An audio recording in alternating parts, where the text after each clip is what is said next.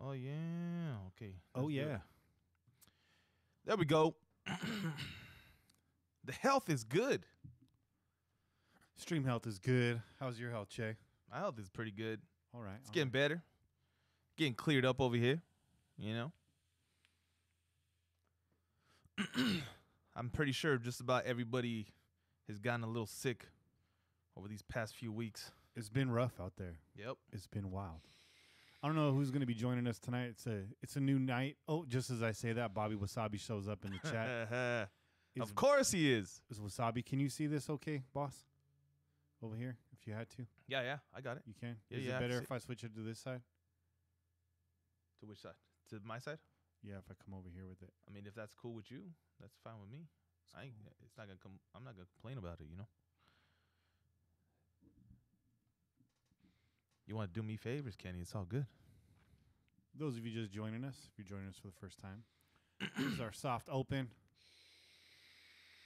as we get everything squared away here. And the show will be starting very shortly. Mm-hmm. How's everybody doing out there? I mean, I see Bobby's out there. How you doing, Bobby? See that a little better? Yeah, that's good. That's good. Hola, my good friend. Cinco de Mayo's on Tuesday. And I'd hoped we'd see each other again. Yeah. All right. I'm feeling pretty good. I feel like we got all the kinks worked out. The studio's been reconfigured. Yeah. You can't really tell. No. To those of you who are going to be watching the live stream, you guys will be like, what's new? What's different? It's the same to me. It's the same to me, boss. Yeah. But we did some rearranging. Well, Kenny did some rearranging. I did. Everything's running a little smoother today. We hope. Yeah. We hope. All right. Raider Vegan. Is that how you say it? Is it Raider Vegan? Are you really a vegan, or is your name Vegan? Raider VC coming in from Canada, I believe. Yeah, it's starting to populate now. Should we get it going? Let's do it, man. Let's go. do it. Let's go. People are showing up. Let's show out. All right.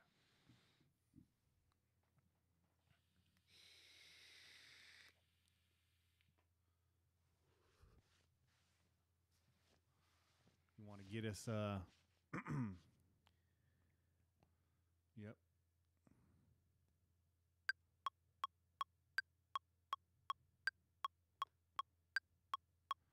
You're listening to the Pillaging Podcast, companion podcast to PillagingJustForFun.com. That's PJ4F.com, the #1 podcast in Raider Nation. Tune in every week wherever podcasts are found. Call in and leave a message to be played on air at 408-909 PJFF. This episode brought to you by DC4L Custom Tees. Check them out at DC4LCustomTees.com. It's time to pillage another podcast. I'm your host, Kenny Stapler. Yes, you are. What's cracking, Che? What's up, brother? How you doing, man? Oh, you know it's all good. Did you get some rest?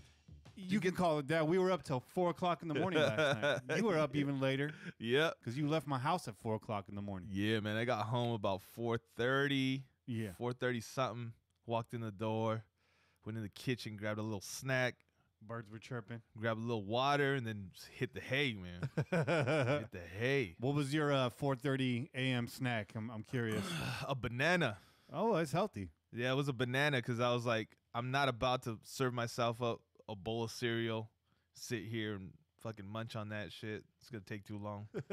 And there wasn't anything like ready to go. Yeah. So I was just like, banana, you're going to have to do, dog. Banana it is. There it is. I need that potassium. You can steady catch me making real bad decisions at 4:30 in the morning.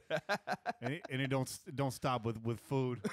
Well, listen. I mean, I did grab a couple tacos on the way out to little taquitos that you had downstairs before I left. So Yeah.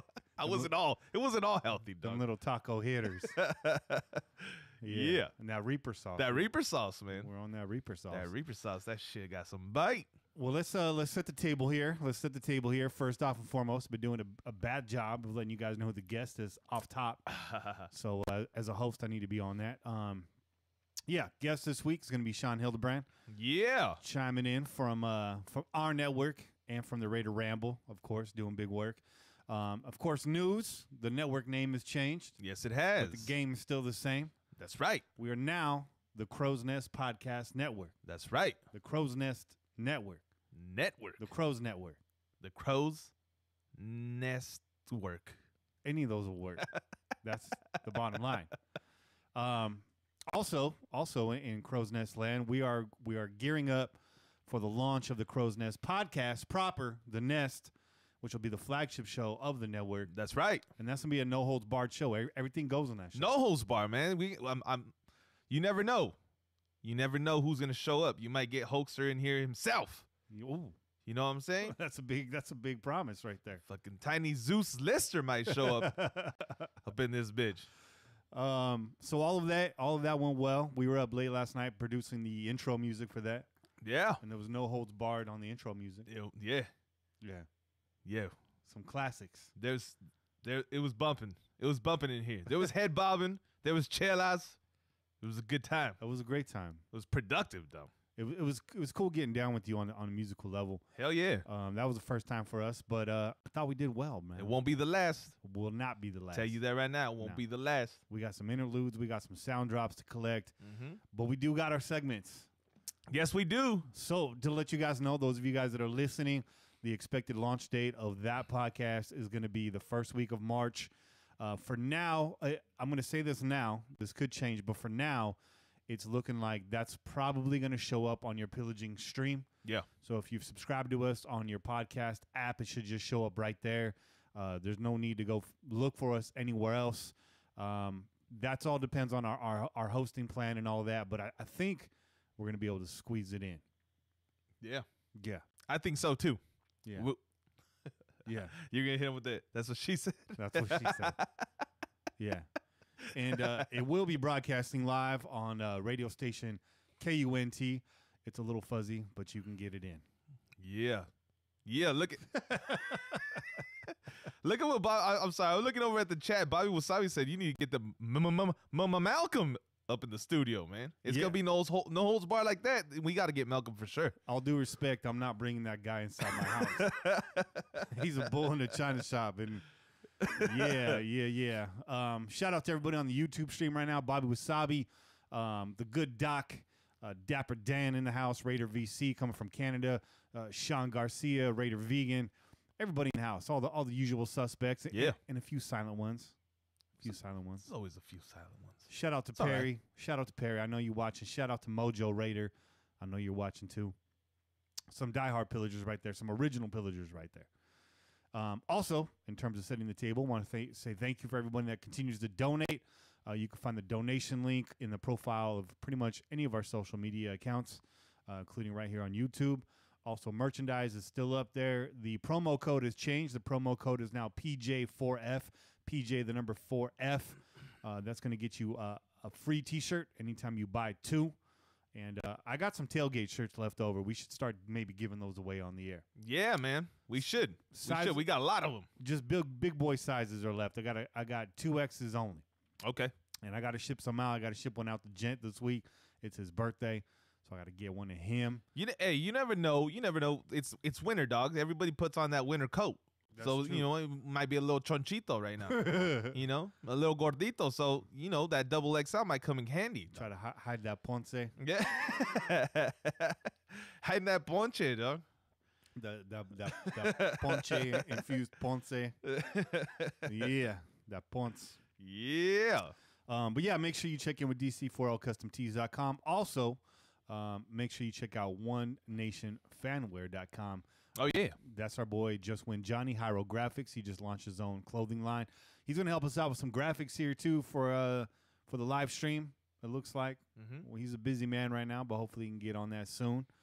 But he's motivated, dog. That guy's on it. He's been busting out designs left and right. Yeah, that's true. That's true. So I trust him. I trust that he's going to come through. He's fired up. In the clutch. Also, under a new name is our sister show, Just Win Ladies, now going by Ladies of Darkness. That's right. Sean Garcia says I'm looking like Reno 911. I don't know. You know, shit. He got the tiny shorts on, dog. Nah, never that. The roller skates. I get that a lot, though. I get it a lot that I look like a cop. So I don't know what that's all about. But, really quick too, before we get started, just want to apologize for last week if you're on the video stream or if you were going back to find the video stream and you couldn't find it. We did have some technical issues with the sound. We got that figured out this week, although I'm getting a little bit of a crackle here. I'm pretty sure that's my audio driver. It's minor compared to what we had last week. You couldn't hear the callers. Sound quality wasn't up to the par. We figured out what that was. Yeah. Minor oversight, but we fixed it. But because of that, we did take down the stream, and we took down the stream the week before that due to copyright issues. Right. Or supposed copyright Supposed copyright Yeah. issues. Better watch your mouth who you calling Reno 911. Dangle. But is the table set? The table's set. Everything's there. Yes. We don't fuck with salad forks. No, we don't. No salad forks. No on the salad table. forks, dog. So I guess it's time. Yes. It is. It's my favorite time of the week. It's my favorite time of the week. It's my favorite time of the day. It's chelas con che. It's chelas con che. And see, we got a little mixture going on here. So I brought some Lagunitas little something ale for your boy Kenny, and I'll be drinking one of those a little bit later on in the show as well. Yeah. But I know my boy, he don't like the strong stuff, so I had to bring him, that good little something. Little brown sugar in it. Yeah, a little brown sugar, a little. Want some brown sugar. So, but I got this delicious, trust me when I say it's delicious. It's delicious. Elysian Uh-huh. Space Dust Okay. IPA. For those of you, it's camouflaging. That's a hop, by the way. That's the little character they have. They have a little hop on the bottle. Let me see that label. He's green, man. He's green. So he's he's blending into the background He's right now. throwing up all over the damn label. He's blowing up space dust, dog. Throwing up that space dust. He's letting you know this beer is not to be trifled with. But this is a delicious beer, man. It's a go-to when I'm amongst friends who like to dabble in the IPAs. We usually cop a couple of these, the big bottles, and share them. It's an 8.2%. So it's packing a little punch. Yeah. Packing a little punch, but your boy, he likes to get punched. I'll take some punches, dog. All right. I got a chin. I got a chin on me. I used to say, I got to say, on the strength of the segment, I didn't mention it in the intro, but Che's quite the celebrity now. the celebrity. The celebrity. Who said that? I think Bobby said that. Yes. I think Bobby said he's a celebrity. You got your own shirt now. I do, man. That's amazing. That's not the proper response. You got your own shirt now. You goddamn right. Yeah. That's right. Got your own catchphrase on there. Ain't nobody made a shirt for Kenny yet. Not yet. I ain't really got a catchphrase, though. It's going to be in the works, though, dog. No. Maybe it doesn't need to be. You're the captain of the ship. Maybe you're just behind the wheel. Yo no soy marinero. Soy capitán. Soy capitán. That's it. Yeah, that's it. That's what it should say. That's what it should say. Your shirt should just say that shit. Soy capitán. Yeah. Yeah, but your boy's got a shirt, man. This is amazing. Your boy Dan from DC. Oh no, your boy Dan from DC4L put that shirt together. He was just like, yo. He sent it out on Twitter. I didn't even realize that he was actually gonna do it. But he was like, "What about a catchphrase shirt, Che?" And I was like, I sent him a little GIF. I was like, "Cool, like you goddamn right, let's do it." And then before you knew it, like 2 hours later, the dude had the shirt done. He got the nice "Do the Right Thing" font. Yeah, the "Do the Right Thing" font. Yeah, you pointed that out, and I was like, "That's right. That's where I know that font from. That do the right thing, because you got to do the right thing." You got that New Jack shirt. What are you going to do, man? You got to tell them what to do. You got to do the right thing. Always do the right thing. Do the right thing. But that shirt, man, it's special. The first shirt that I've ever been on. That's a fact. Right. That's a fact. And so those of you who are fans of the show and you guys want to go out there and support your boy, man, go out there, cop that shirt, man. DC4L putting it together. And they've been doing all kinds of custom shirts. Bobby was on here last week. If you guys were on the live stream, you got to see his custom shirt. He had a little custom shirt on with his dog on there, with Bobby Boy on there. So, you know, Dan's hooks it up, man. Hit him up. I'm sure he'll put something together for you, too. But go out there, definitely cop those shirts. And I'm sure Just Win Ladies of Darkness will be putting out a new shirt that matches their name now. Yeah. So go cop that too. That's exciting. They got a new logo and all that. So, yeah, real exciting stuff. We're going to have to change this shit to PJ4F pretty soon. Pretty soon. Don't get too cocky. Nah, dog. I'm not.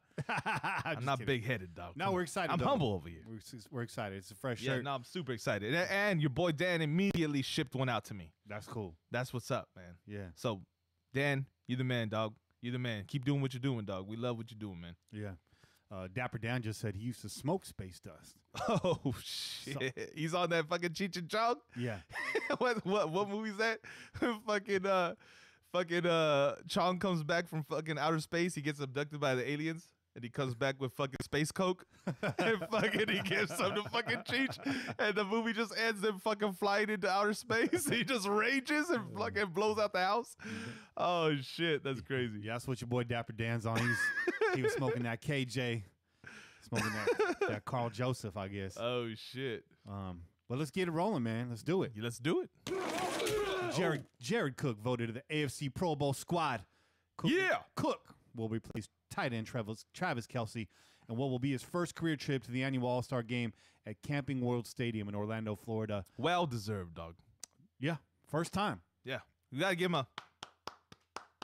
Put your hands together for me. Put your hands together. Right.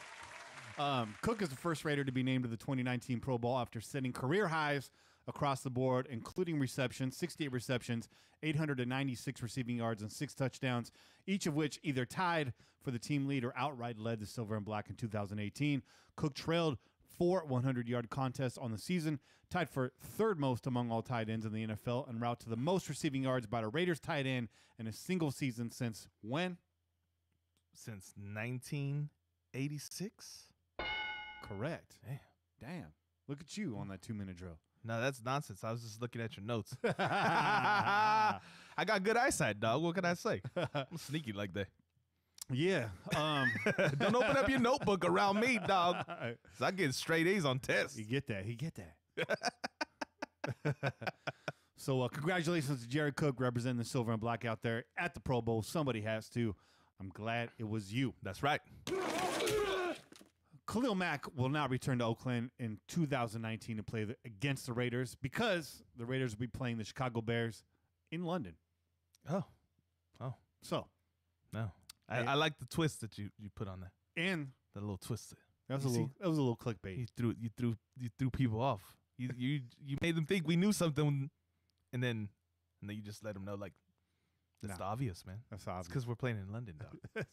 We're in London. We don't even know if we're playing in Oakland. I mean, let's get that straight. That's right. But at the same time, he still left it open, right? Still left it open. Hey, it's open. It's a likely possibility. It's open-ended, dog. It's a likely possibility. Open-ended statement, dog. Shout out to Viral Wonder. Shout out to D-Man 77720. Okay. On the YouTube all live day. stream. Look at that. All day. Look at the chat's popping, dog. It's popping. It's cracking. If you listen to the audio feed, make sure you check out the video stream on Sunday nights. It's Monday night right now. It's a holiday weekend, but check it out. It's a little something different. You don't have to catch the whole thing because you're going to listen to it on your drive to work anyways. It's true. But crack open a chela. Hell yeah. Put it on your Xbox. Put it on your PlayStation. What have you. Put it on your laptop. Put it on your projector. Yeah. Put it on. Put it on. Put it on. Put it on. What's up, Raider Cody, man? We miss you, brother. What up, Cody? We miss you, brother. Also joining the live chat right there, just so you know. Marshawn Lynch admits to attempting to light a blunt on the Davis torch. Didn't have to admit to that. It was pretty damn obvious what he was trying to do. It was not a Lincoln log. It was for sure a blunt. I know my man ain't smoking them overpriced backwoods, though. Right. Right. You keep it real with the Phillies. You know what a good blunt is? Is the White Owl and the Garcia Vega. Okay. They don't get enough love. Okay. Yeah. Okay. We can go in on the crow's nest. There you go. We'll talk about why. There you go. But Lynch admits to it. He says, I did. True. I think it was only right to send the Raiders off in a real Oakland way. Mm-hmm. And in regards to the NFL's response or what it might be, he says, I don't think they caught on yet, but I'm pretty sure now at this point something will take place. As you guys know, there's currently no NFL policy in regards to lighting a blunt off of an eternal flame. But that could all change next year. Hey, man, they need to just go ahead and get rid of that shit anyways. Like, dude's not playing. He was, even if he decided to come back next season, there should be nothing, okay? Weed's legalized, and although they may have maybe they don't want that as their look. Yeah. I mean, the bottom line is it's out there, it's being used, and it's legal. So how are you going to sit around and punish people, especially somebody that's not playing, though? Somebody's not playing. Fact is, my man didn't even get it lit. That's right. He attempted. He didn't hit it. He tried. So no harm, no foul? No harm, no foul. I'm sure he went out to the parking lot, found somebody that could help him out, though. I'm just saying. Let me get that lighter. I'm just saying. He didn't have to go too far to get that lit, though. I want to know if he gave the lighter back, because there's a lot of lighter bandits out there. They probably told him he could keep whatever he wanted, man. They might have even given him their car. I got a mason jar full of lighters that I've stolen throughout the years. I haven't bought a lighter since like 1997. I'm just saying. Okay. Just watch your lighter around. So when you're talking about he might have jacked that lighter, there's some people that jack lighters. You're talking about yourself specifically. Specifically. Make no mistake about it. Whenever you see Kenny, you always talk about how you used to have a lighter. Man, I used to have a lighter. I saw Kenny the other day. I used to have a lighter. That's when I go to the bathroom. I'm like, I'll be right back. Oh, man. Of course, the NFL can only punish Lynch if he decides to play another year of football. And at this point, it's not clear what the running back is going to do. Lynch's contract with the Raiders is set to expire in March, which means he could end up retiring. Beast Mode sounded open to playing in 2019, but he still hasn't made any decisions. That's right. He's going to smoke that blunt and let you know later. That's right. I'm going to get back. I'll get back to you after I light a few more of these bitches. He might have his own flame in the house. Just a little mini one right there. He there. might have his own blunt, dog. Just saying. After last week's episode, I decided to dig up this quote and these stats to further hammer home the point that Carr can thrive under Gruden. After the game against the Broncos, the Christmas Eve victory. That's right. He's talked about basically being under fire all season long in the pocket, the Tom Cable system, whatever you want to call it, the rookie tackles, whatever you want to blame it on. Yeah. After last week's episode, I decided to dig up this quote and these stats to further hammer home this point one more time. He said, "It helped me get better, understanding in the pocket that, hey, it's not going to be perfect at times this year and as I'm used to. It's made me a better player, to be honest." Carr said that during the press conference again. Let's look at the numbers. In 2016, Carr under pressure, QB rating 70. Uh-huh. Last 7 games of 2018, a 102.66. With the ever-popular Tom Cable returning in 2019, Carr's ability to extend plays, major key. Yes. Major key. Absolutely. He's got to use them legs, dog. He's got to use them legs. And that I think Gruden's talked about it. He wants him using his athleticism, and he wants him using his instincts, man. Just use your natural, born, God-given instincts, dog. You're an athlete. Don't be afraid to be one once in a while. You don't have to. Damn. You don't have to sit around in the pocket all the time, dog. I'm just saying. That's all I'm saying. I'm not shooting. No shots, dog. No shots. Because I've gone to bat for Carr. Okay, so you already know where I stand. Carr's our guy, but the dude we've seen what he could do. Yeah. When he decides he's gonna go, he can go. So get yourself going, dog. Use those legs. You're pretty fucking well, kept athlete, man. You can tell he takes pride in being in shape, working out and stuff. Yeah. He's always got the jersey all nice and tucked. He's showing off the guns and stuff, right? He's not Jay Cutler sucking down heaters on the sideline. He's not Tom Brady either, right? He doesn't look like Tom Brady, all broken down, look dad bod and shit like that, right? He's in shape. He's in shape. You saying Tom Brady has a dad bod? Man, he's got more than a dad bod, dog. Yeah. He might have fucking Theo bod. I can't tell. underneath that big fucking coat. He's got that Theo bod, dog. He's got them fucking chi-chis. Yeah. Oh, yeah. Yeah. You know, he's got that fucking, you know, the Theos, your Theos, if you got like a family reunion, you're at the beach or something, and they got the shorts are barely hanging on, dog. They got them leopard Barely skin. hanging on. You just got a little bit of fucking crack hanging out the back. You got the chi-chis and the 12-pack of beer sitting in his belly right there.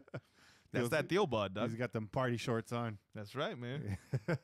It's always a party when your Theo's around. That's true. That's my Theo's. I'm telling. I'll let you know. My Theos are all dead. Rest in peace. It's too much party. Oh. Too much party, bro. Too much party. It happens. What were those print pants back in the 90s? The Zubos, the Zubies. Are you Remember the NFL pants? You talking about them fucking? They look like goddamn zebra pants. Yeah. My uncle always wore those, man. He was a Niner fan. He always had them red and gold. Oh, the worst color pattern you could get. Foul, bro. Foul. Those are gross. With the red and black Niners snapback. I don't know. We got a cutout right there. Yeah, we're back though.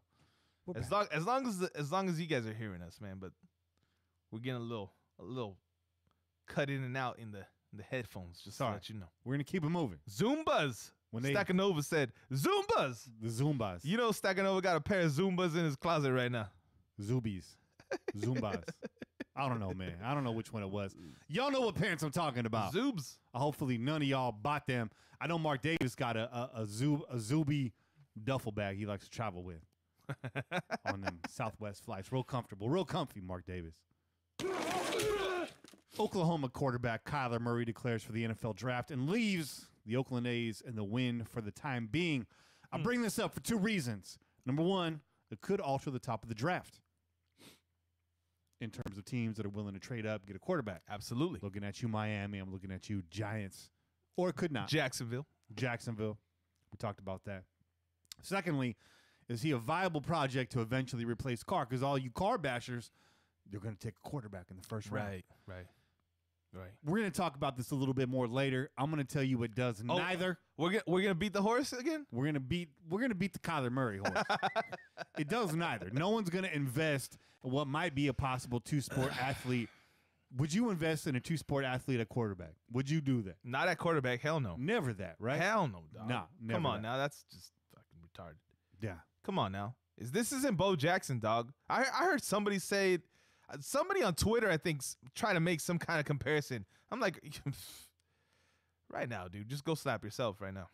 Just go somewhere, go in the corner and slap yourself. There's anybody that wants to compare Kyler Murray to possibly the greatest athlete ever to fucking be born. You crazy, dog. Come on now.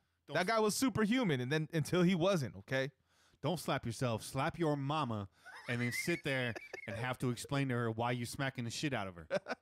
Slap your mama back in time to the point where you weren't born yet. Smack your mom and she'll be like, why are you smacking me?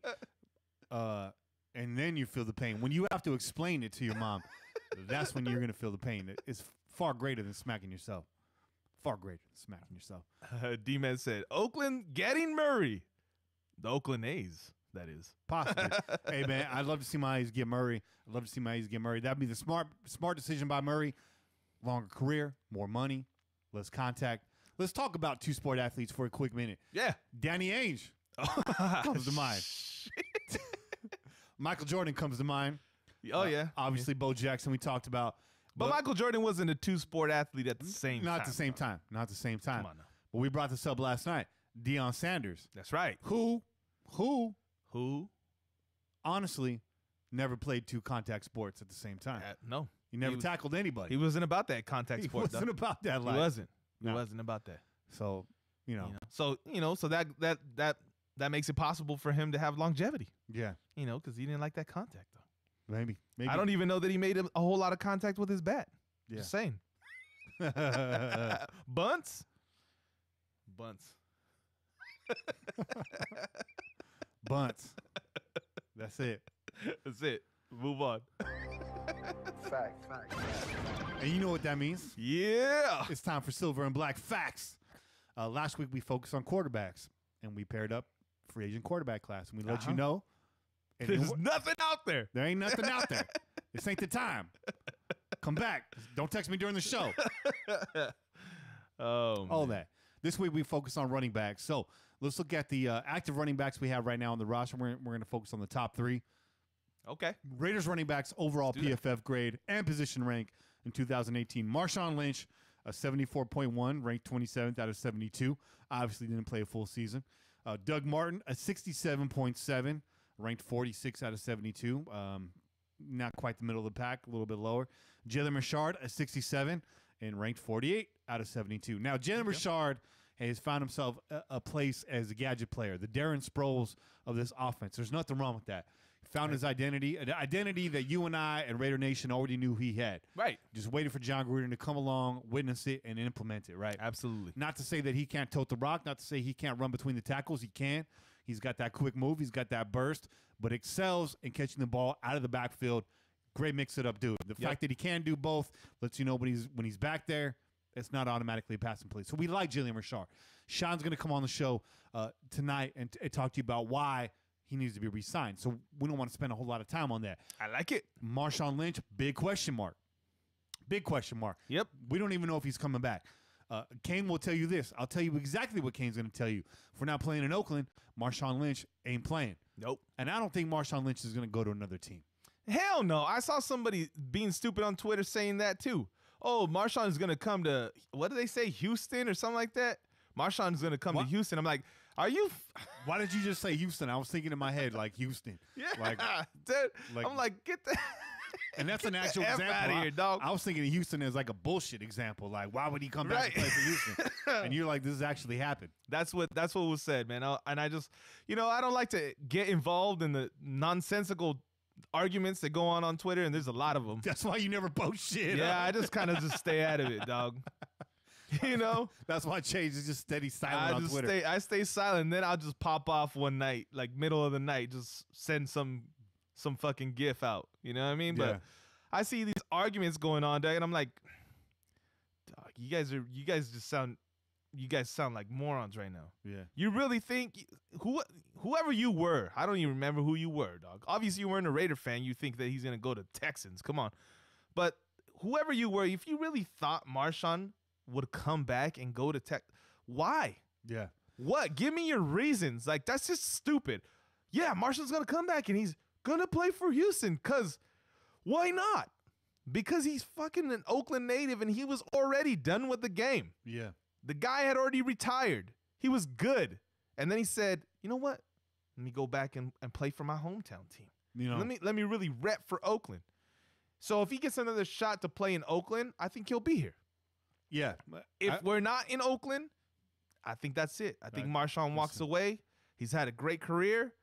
He's got all this other stuff going on in his life, right? He's an entrepreneur. He's got his businesses going, and he's helping out his community. Like, the dude's got a lot going on. He doesn't really need to play football. He wants to play football for the Raiders if they're in Oakland. No Oakland, no Marshawn. That's right. It's a wrap. That's it, man. It's a blunt wrap.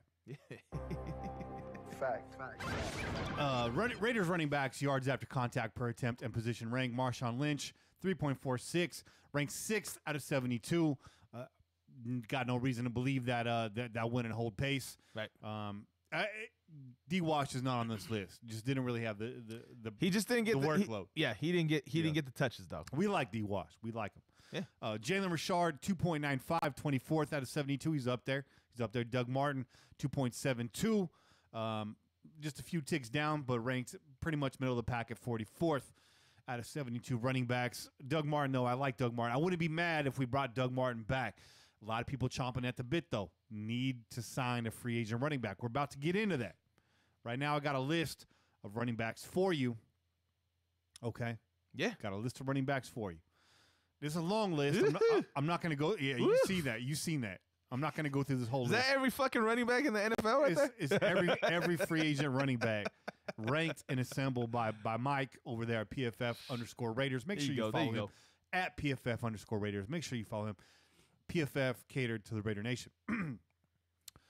A lot of people on the live chat right now, I just see Ingram. It's like Ingram wallpaper right now in the Raider chat. I get you. I got you. I see you. Yeah. And there's a reason for that. And we're just going to concentrate on the top, like 1, 2, 3, like top 10. There you go. That's a good number. Top of this list, no surprise, Le'Veon Bell. 2018 grade was a 0.0. It's surprising since he didn't touch the field. And he's on top of the list. Right. But you know why. You know why. Yep. Malcolm Brown, coming from the Rams, 83.3, age 26. Frank Gore, an 82, but age 36. I'm not touching Frank Gore. Nope. You're not touching Frank Gore. Nope. Props to Frank Gore. Yeah. Mark Ingram, the second.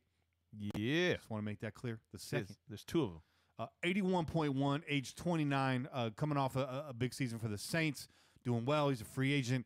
Got to feel like the Saints are going to move on from him. He's top 3. He's a top 3 in that class. Well, I mean, even more so, Kamara without Ingram was out the first 6 games of the season, and Kamara lit it up, dog. They really don't need him. And as a matter of fact, I think it just complicates things because they want to get them both in, get the touches, whatnot. They look at Ingram as more of the bruising back, right? And Kamara's more of the finesse. Yeah. But Kamara can do it all. So let him go.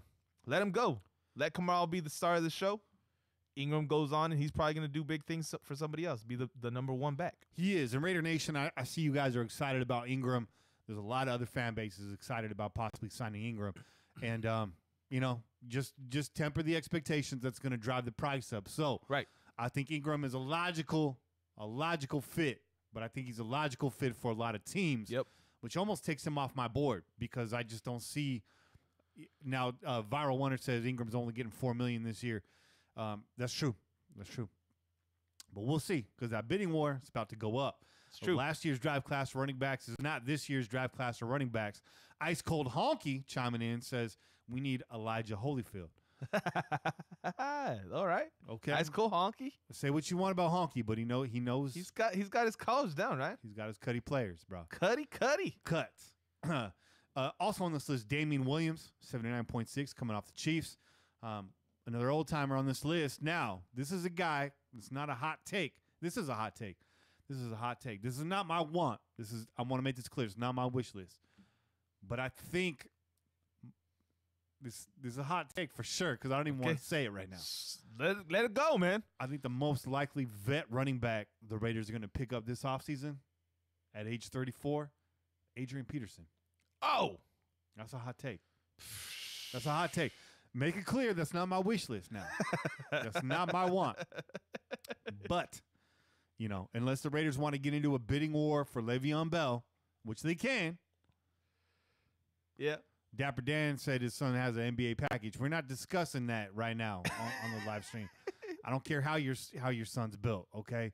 Don't be airing that stuff out, all right? All right, I happen to got a UFC package. Oh. All right. What I'm saying is it's taking a couple hits. All right, might look a little cauliflower-like down there. But it's ready to rumble. It's ground and pound all day. Just saying. It's ground and pound all day. That's not my new catchphrase. By the way, Dan, that is not my new catchphrase. Put it on a T-shirt. Do not put that on a T-shirt. Ground and pound all day. Also on this list is your boy, C.J. Anderson, looking a little husky. When he took the field. Now you know why. Boy's looking a little husky. Yeah. Did work in the postseason, though. Yes, he did. Yeah, he did. C.J. Anderson finished with a 76.6. I mean, he did some work late in the season and into the playoffs for the Rams, right? He was doing some big things those last few games. Yeah. Big things, but, I mean, that's in the postseason in a small It's a small window. Small window. So, my UFC package can't fit through a small window. So I'm going to say no to C.J. Anderson. Next up on this list is a name you may recognize, Mr. Upright, Mr. Hit Me in the Helmet, Mr. Latavius Murray, 76.2. I'm going to say no. Okay. I'm going to say no. A-Train, huh? L-Train. L-Train. L-Train, not A-Train. And we're going to finish this off with Mike Davis, Cameron Artis Payne, and last but not least, Marshawn Lynch at a 74.1, 33 years old. So if you're going to replace Lynch with a guy for one season until you wait, I don't know why, man, but just Peterson, bro. I don't know why. Seems like it's I don't know why. You got that feeling, huh? I just got a feeling. You got that feeling, dog. There's little like sparkle emojis around his name. I got it. Dun, dun. I can feel it, baby. I got it. I can feel it. Shit, man. I need to perm my hair out right now. No, you don't. You ain't got to do all that, bro. Watts Raider says CJ did not fit Gruden, I guess. I think, Gruden is looking for a guy down the stretch of the season there. We brought CJ in for, what was it, the last 4 or 5 games is when he showed up in camp. Just see him on the field. He did well. He did well. But I just his fitness, I think you just want to take a look at him. Hey, why not? Let's take a shot on this guy. We brought 75,000 guys in the offseason. It's true. Why not bring in CJ Anderson there in week 12 or whatever it was? Good for him, man. He showed up. He bulldozed some fools. He made some plays. I was happy to see CJ get it. But I think just as far as like the shape he was in, I know CJ's never been like the specimen, but seeing him in that uniform, my man was looking like help me out, Trent Richardson. My man was looking like Trent Richardson, bro. And he did well, so that's cool. But I don't think Gruden, what he saw was like, nah, we're gonna pass. You know what I mean? Yeah. No. Makes sense.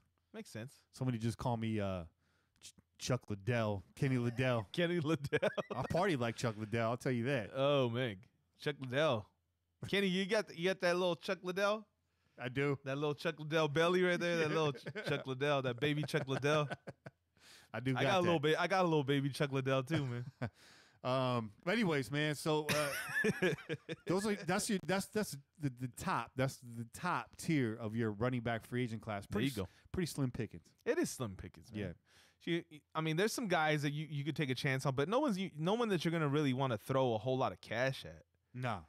Damian Williams, by the way, I think Damian Williams I think they already worked something out with him to bring him back. So I don't even know that he's gonna be necessarily on the list, come next week. He might already have the deal signed and shit. KC was talking about signing him, keeping him around. Yeah. All right. Well, which makes sense because Hunt's gone, right? Yeah. I mean, we're going to get into this right now with Sean. We're going to talk about it more with Kane. So we're going to leave this right here. Again, just setting the table. That's right. Putting them real nice linen napkins down. All right. Them nice ones. The white ones. Yeah. The ones that it's almost sad to use them. Nah, I abuse the shit out of them napkins, bro. You always don't want to use them. You don't want to make them dirty, man. Nah, I abuse the shit out of them because they ain't mine. I know they're going to Cintas at the end of the week. They're going to come back nice and clean. Cintas. I'll be blowing my nose and everything in them shits. He said, I'll be right back. I got to the restroom right now. I'll take it to the bathroom. We'll take this little bad boy to the restroom real quick. Them hoes don't stand a chance. I'll bring you a package. I'll be asking for extra, too, like the hotel. Can I get some extra towels? That's the tablecloth, sir. You heard what I said. Let me get some more towels. It's getting messy over here, okay? I need to re-up right now. Let me re-up right now, dog. We're going to come back. We're going to take a short pause. We're going to come back after the break with Sean Hildebrandt. Oh, yeah. He's going to run the 2-minute drill this week. Oh. Last week, we put it on him, man. Oh, man. Kenny, your boy over here is no holds barred on this fucking 2-minute drill, man. He's just devastating people left and right. Austin, if you're listening to the show right now, which I don't expect you are, but if you're listening to the show right now, I want to say I apologize. Usually, after every guest appearance, I get a DM immediately while on air. While on air. Thanks for having me on the show. Yeah. I had a lot of fun. Yeah. I haven't heard from Austin since. Okay. And we message. I give him dabs for the Chris Townsend show. He goes on there. Yeah. By the way, for everyone hating on 95.7 The Game for not covering the Raiders, check out Chris Townsend on 90. He's doing an awesome job covering the Raiders. I don't know if he still is, but he was doing a great job. Austin Gale killing it on there. There you go. Austin Gale not going to talk to me no more. Austin Gale probably never come on the show again. Austin Gale has not left his house since last Sunday. I must have blacked out when I made those questions. Yo, bro. But I'm thinking, man, Pro Football Focus, man. I'm not going to let him off easy. These guys got algorithms. Oh, you didn't let him off easy, Doug. Not at all. Austin Gale sitting behind a computer like for Superman 3. Remember Richard Pryor's computer? Superman 3? You remember that? You don't remember the supercomputer from Superman 3? No, man. No, I know. Man, Richard Pryor was in Superman 3. I know he was in Superman 3. Shit together, I don't remember no goddamn supercomputer, dog. Get your shit together. I'll go watch Superman 3. Okay. You know what? I got the whole fucking set at the house. I'm gonna go home right after the damn show. I'm gonna go watch Superman 3 just to see this damn supercomputer. I'm gonna take a screenshot, dog. I'm gonna take a picture on my phone and send that shit to you. You have to like, I don't know, like Photoshop me in as Richard Pryor. Austin Gale is with Zod. the mustache, with the mustache too. I'm gonna give you the fucking. Yeah, do it. You gotta have the mustache. You're gonna be Richard Pryor, man. If you could put a pic in the stash too, that would be cool. Austin Gale as Zod, because he's got the beard. He's got the Zod beard. And I'm just saying, bro. I'm not gonna say I went easy on Sean this week, but okay, maybe a little bit more in his wheelhouse. You brought it back. You brought it back maybe a couple steps. Yeah. Okay. And you know, Pro Football Focus Analyst of the Year, Austin Gale. Austin, I get it, man. You probably don't get out a whole lot because you're really about it. You're really about that Hell life. yeah, that man's working, dog. And so the fact that you didn't know about the theater in Cleveland, yeah, you probably never seen a show there. Yeah, I know you're from the 510, but I had to go in on Ohio. Yeah, I know. Yeah. You maybe didn't know that the Raiders played their first game in Kezar Stadium, but you should. Now he does. Now you know. And now you know. So, but in the end, we did get 2 questions wrong. Let me say that it was Alzado that fought Ali. We know that. That's right. So you get a point for that one. You get a point for that. It was Wisniewski was not drafted by the Raiders. He was drafted by the Cowboys. There you go. The Raiders traded for his player rights on draft day. There you go. So, a bit of a loophole. We gave you that one. You ended up with 6 out of 20. You're currently tied for the lead. Yeah. With Ray Aspudia. That's right. Who we were up in his wheelhouse. We were up in his wheelhouse. Way up in that wheelhouse. You were there. You threw him some. You say, hey, man, this is your shit right here. If I was any more up in his wheelhouse, this podcast would be X-rated. It might already be X-rated. Might already be. Yes, Stack, I know the PFF offices are in Cincinnati. I know that. They're not in Cleveland. It's like 120 miles away, but just know where you're at. It's Ohio, dog. The point is it's Ohio, okay? You know, L.A. is a 5-hour drive from here. Ask me some questions about L.A. I can answer them. Maybe not all of them. One of these days, I'll run this drill myself. Oh, shit. Che will grill me. Maybe we'll take turns. Yeah. We'll see what happens. Never trust Ohio Cats. Viral Wonder says, hey, to be fair, Austin ain't an Ohio Cat, and Austin's dude. He's the dude. And I trust him. Don't trust me, apparently, is the theme. Don't trust your boy Kenny. Oh, man. Those questions are devastating, dog. Devastating. Devastating. No one said it was going to be easy. You think it's easy to go down the field in 2 minutes, score a touchdown? No. Okay, then. It's a 2-minute drill. It's not the scripted 20-play drive. It's now the name of the segment. It's not that catchy. Sometimes you gotta convert a 3rd and 15, dog. Okay. Yes, Sometimes you gotta convert a 3rd and 15. Okay. Not everybody's Drew Brees. You know. I'm just saying. That's right. All right. So we're gonna get up out of here. Yep. And we're gonna talk to Sean Hildebrandt. That's right. We'll be right back. I'm gonna get a refill because it's time for more chelas. There you do it. Yeah. You do it. Maybe don't hold back. If you got another space dust, I didn't bring another space dust. Okay. I didn't bring another space dust. Dog, I wasn't sure if you wanted to get down, dog. But listen, say no more. That won't happen again. All right. I'm just bringing the strong stuff now. I'm just feeling it. That's all. There you go. I'm just feeling it. You'll be all right. This something. It'll take care of you, dog. All right, cool. We'll be right back with Sean Hildebrandt. Yep.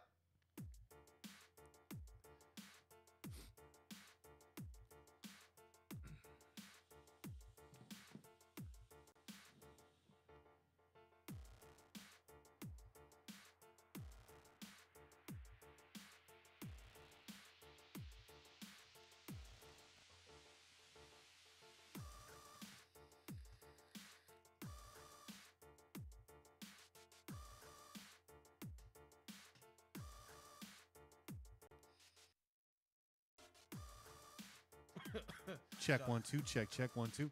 Sean Garcia, though. We got a little bit of a delay on the voice now, but I increased the buffer size. We should get rid of that crackle. Sean, though, I like the way you think, dog. You got Chaz Richard Pryor and fucking Kenny as Gene Wilder. We're gonna recreate that See no evil, hear no evil, dog. Yeah, that was a good one. That was a great one, dog. Don't sleep on Stir Crazy, though. Stir Crazy's good, too. Yeah. But any Gene Wilder and Richard Pryor film was the shit, dog. It was great. It was great. They were perfect together. I'll fuck out her. Gene Wilder's a better Wonka. I'll fight you. Oh, easy. Easy. That's without question, dog.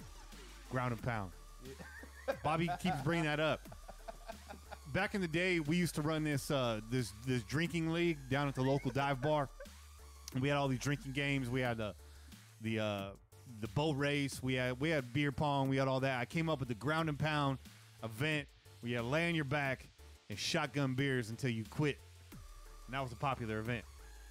That's hard, man. That's tough. Trying to pound beers laying down, that's hard. I've been going hard for years, bro. Started there, and now we got the 2-minute drill. Give you some volume, Kenny. Is the music too quiet?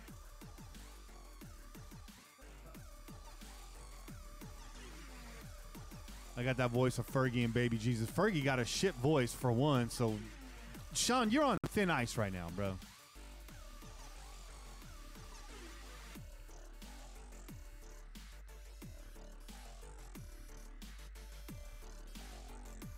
Bobby, I'm bringing up the volume right now. Let me know if that's good. Oh, sorry, Viral One, I'm bringing up the volume right now. Let me know if that's good. Nah, he ain't going to make that shirt. That's not a good shirt. I don't say that often. That's not a common catchphrase. Something like, we out cheer or cheer. I don't know. I'm just saying. I'm not asking for a shirt. I think Chase shirt's great. We got plenty of Pillaging Podcast shirts. We're good. J Bang 831, you're in 831. That means you're local. We're near the 831. Chase down in 831. I'm in the 408. So what's up, Jay?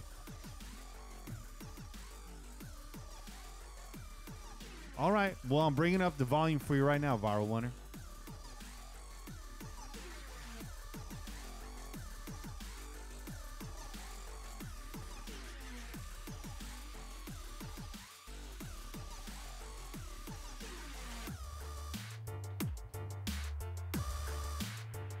Check 1 2. Check 1 2. That should be good. I'm looking at the volume level right now because, see, the thing is, I route the audio out of this laptop and into out of this desktop and into the MacBook, which is running all the video. So the audio you're getting is secondary to what we're getting on the actual recorded one. So it's a different level. It's a different meter. You know what I'm saying? That's all I'm saying. Trey's out there right now. He's getting a refill, so I'm just gonna entertain y'all right now. What's good? Volume's good. All right, cool.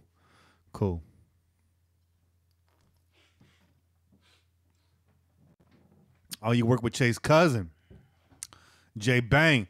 J Bang works with your cousin, Che. Which one? I don't know which one. I'm assuming maybe Nez, maybe Serge. Is Serge still working at YA? No, that's O. Oh, yeah, that's right. That's O. That's right. No, Nez never worked at YA. Thought he did for a quick minute. Well, last week, Viral Wonder, the audio was coming up off the webcams, not the mics, so that's a different thing. But I did increase the volume. I think you were right. I'm looking at the meter now. Everything looks pretty good. So we're up. Will Malcolm get a shirt? Malcolm, what do I got right here? Oh, this is a good one. I can tell you about the first time that I had a little something, but it's there's a lot of illegal activity that goes along with that story.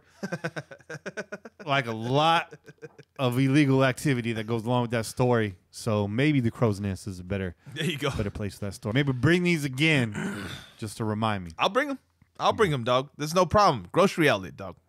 Grocery outlet, 12-pack, little something, mail. You're forcing me to almost play the Grocery Outlet theme song on this show.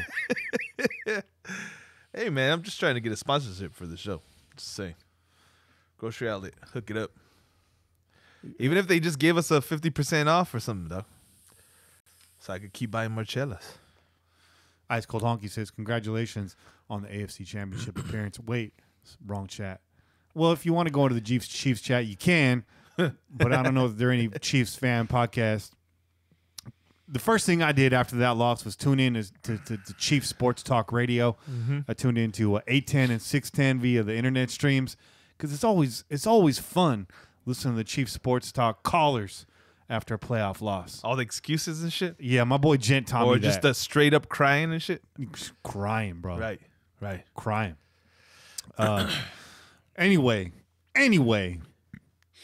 Let's call Sean. Let's get him on the phone right now. Let's see what's cracking. Oh. Cough just doesn't want to leave me alone, dog.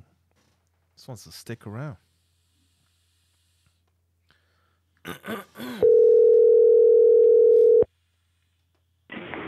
Hello. What's up, Sean? Hey, what's up, Kenny? How we doing? We're doing good. How are you living, man? Man, I'm great, man. I'm great. I was watching you guys live, not all of it, but for some of it, I was having a blast. There you go. Cool. We're on break right now. YouTube can hear you, so shout out to YouTube. Absolutely. What's up, YouTube? Thank everyone, live prescribers checking in and watching the cool new backdrop you guys all got. We got to talk about that. Oh. We're going to talk about that. Oh. Ice Cold Honky, by the way, I just want to remind him, Ice Cold Honky's on the chat right now, talking about us not being in the championship game. Just do yourself a favor right now. Go to Google Honky and look up how many appearances the Chiefs have had in the AFC Championship game versus the Oakland Raiders. Right. I'll wait. I ain't going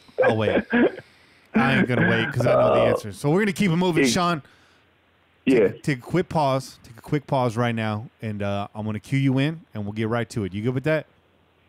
Absolutely, man. Let's do it. All right, I'm excited. Yeah. Once again, it's Sean.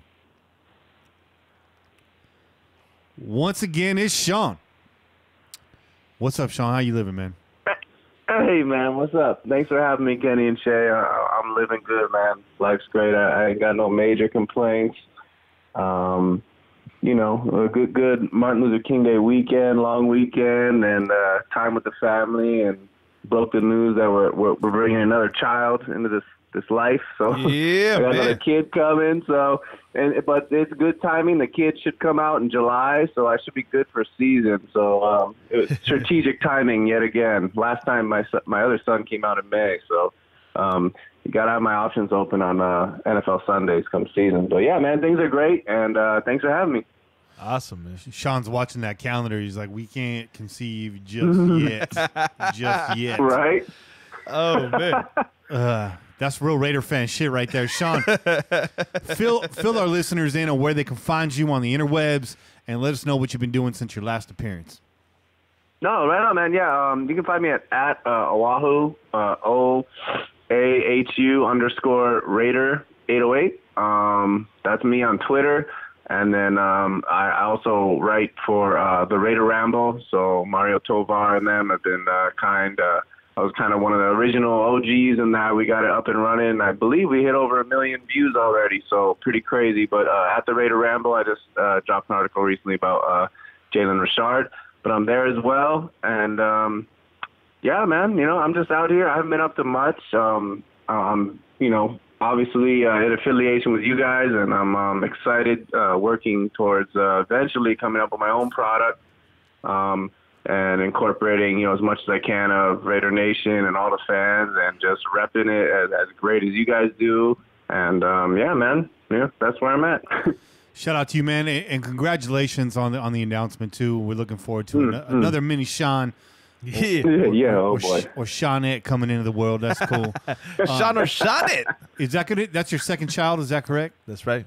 Yeah, this will be number 2, man. That's yeah. Good. It's good. 2 tackles coming forward right now. 2 tackles. Left and right tackle, man. That's what we need. Come on, Sean. Get We it done, need 'em, dog. huh? Get it done, dog. Better, oh boy. Better late than never. And yes, Sean will be launching a podcast here soon. Sean's been sitting in a dark room for the last few months, conceiving More or less. Yeah. a hit That's show all for I you. was doing. That's it. That's it. Yeah. I see you at the beach. I see the pics. It's beautiful. If I was out in Hawaii, we'd be recording at the beach right now. Hey, man, he's sending pictures of delicious Hey. chelas from his balcony and shit, overlooking the beautiful background. Come on, Sean. Hey, and just to let it be known, maybe that's a goal, right? You know, we can all throw in and get a beach house for a week and podcast live right on the beach, man. We can barbecue. Man, look at that, man. I like how you think, man. Good. I like how you think, dog. You know? Yeah. We all got money to throw in and go to games and stuff. Maybe we can do something, down the road. But yeah, man, everything's awesome, man. It's beautiful. I'm with it. It's a damn shame they don't play the Pro Bowl in Hawaii anymore. I know, right? Nonsense. Yeah, that used to be fun, man. I got mad stories of Pro Bowls in Hawaii, man. I got Willie Brown's autograph. I brought a mini Raider helmet to my work. I worked in a restaurant right in Waikiki, and I seen him walk up to the hostess stand, and I told the girl, the hostess stand, she had no idea, right? I'm like, that's an all-time Hall of Fame Raider. She's like, who? The old guy? I'm like, yes. Sit in my section. Yeah. So he sits in my section, and I'm like, hey, Willie, man, I'm such a fan. And he looked at me, he goes, I didn't know you younger cats know who I am. I'm like, yes, I know who you are. You were a legend. But long story short, man, yeah, he signed. I have a little Raider helmet. He signed his name, Willie Brown, and he put number 24 and Hall of Fame 84, I believe was an induction class. But yeah, the Pro Bowl was legit, man. We loved having it out here. The players did a lot for the community, and the city was just vibrant, man. There's just parties, and I've seen Michael Vick do things you don't want to know. I've seen, it was so much fun. I was in a little club in Waikiki with, what's his name? Dante Culpepper when he was a Viking. Right? He had a huge year with the Vikings, Randy Moss, and I forget the running back, number 26, but they had a big year, and Dante was in there, and I was on that song. Remember that song, White Tees? Yep, in my white tees. Yep, in my and Dante Culpepper had the shades on. He was bouncing in the club. I was right next to that dude. But yeah, Pro Bowl years were great, but they're gone. They're gone, unfortunately. Here we are. Good knowledge on the Willie Brown trivia there. Unfortunately, that question's not in the 2-minute drill this week. I'm ready to fail. Hey, all you need is 7, bro. All you need is 7 to take the lead. 7 out of 20. Oh, this isn't about failure or passing, dog. This is just about trying to get as many right as possible. You just need that nice. That's 30, it, man. That's that nice 35%. That's all you need. We're not even looking at percentages, dog. You don't worry about what percentage. Man. You're not. I am. You guys are talking about like Austin. Austin got 6. You said, right? Yeah. And Austin's a smart dude. That's intimidating. and then Ray, my boy Ray, he got how many? 6. I think he got 6 too. Yeah. Damn, those are some smart football minds right there that I know on Twitter. So I'm like, this is making me. I mean, I'd be happy if I get 3 at this rate, but we'll see how that goes when we get there. And I believe the running back you were looking for was Robert Smith. There you go. Also lead singer. That's his name. Also, see, look. That's a daily double. So, hopefully there's some of those in the 2-minute drill. Maybe I'll get 8. I did put a video daily double in there. Unfortunately, you cannot see the video. So, hey, speaking of seeing things, you guys are going live, which is super cool. I know the fans and the listeners, everyone loves it, and I love it. But I'm sitting here looking. And I'm kind of confused because I see a bunch of blunt smoke in a black background. And then I see Shay with a beanie on. So I know it's freezing cold, but then Kenny got some shades on. So I think you guys are at a freezing cold beach with a solar eclipse with blunt smoke in the background.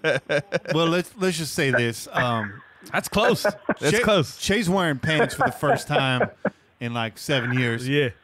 And it's cold. It's cold today, though. It's bright in here, bro. We got some Hollywood lights up in the studio. That's the reason for the shades.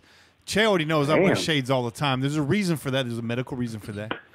But I need to have. I can't. The light will kill me. Yeah. Your boy, he has trouble with the light, dog. With the bright lights. I get headaches, man. I get headaches. But you know what? At least I get to look cool doing it. That's right. Speaking of video, speaking of watching things, did you happen to catch the AFC Championship game this weekend, Sean? Oh, I did, man. That what a. And my feelings on this expand a lot. But first of all, it's like you look at Gates, the kind of the culture of the fan base. Everyone's like, "Oh, I hope we both tie. I hope we lose. I don't want either team to win." And I think we're all conflicted. But looking at what Casey's put together in the AFC West, I mean, you can't really say much bad about Mahomes. I mean, he's in a good situation, and he's got the tutelage of Andy Reid. I mean, he's got probably the best cheat code tight end in the NFL since, ironically, Tony Gonzalez, who also was a Kansas City Chief. But they look great, man. And just watching that team, a young up-and-coming team, just at home, smashing away with the Patriots. And there's a lot of controversy, man. The calls was crazy. You knew it was coming.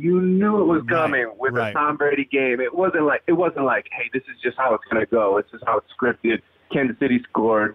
Their stadium went wild. I was like, yeah, you think you're going to win up 3? No, you gave Tom Brady 2 minutes and 4 seconds. That's not going to work out well. And sure enough, some controversial calls for sure, especially the roughing the passer on Brady, which essentially is if you just touch him, they slap his bicep.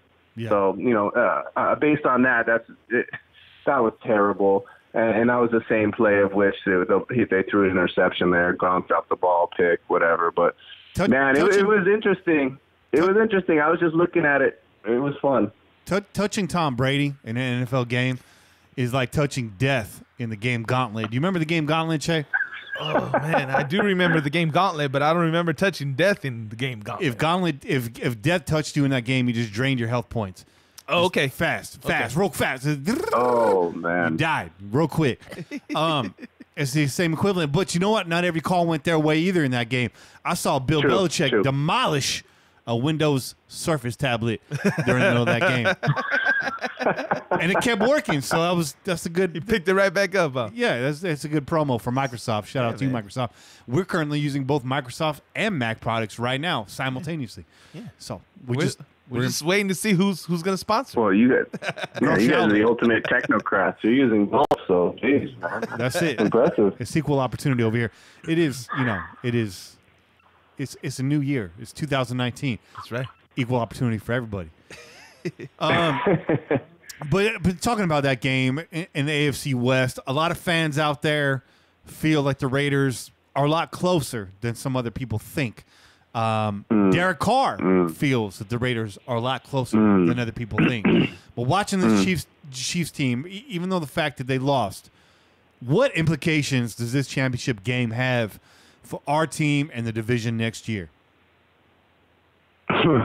Well, it shows a lot of things. It shows you can build your team one of two ways. I mean, you look at the Chiefs, their offense is prolific. They can score. They have Kelsey who can kill you down the seams of the defense. You essentially have to double him or bracket him. And if you're going to defend him in man, you're risking a flag nearly every play. Tyreek Hill can streak down the field.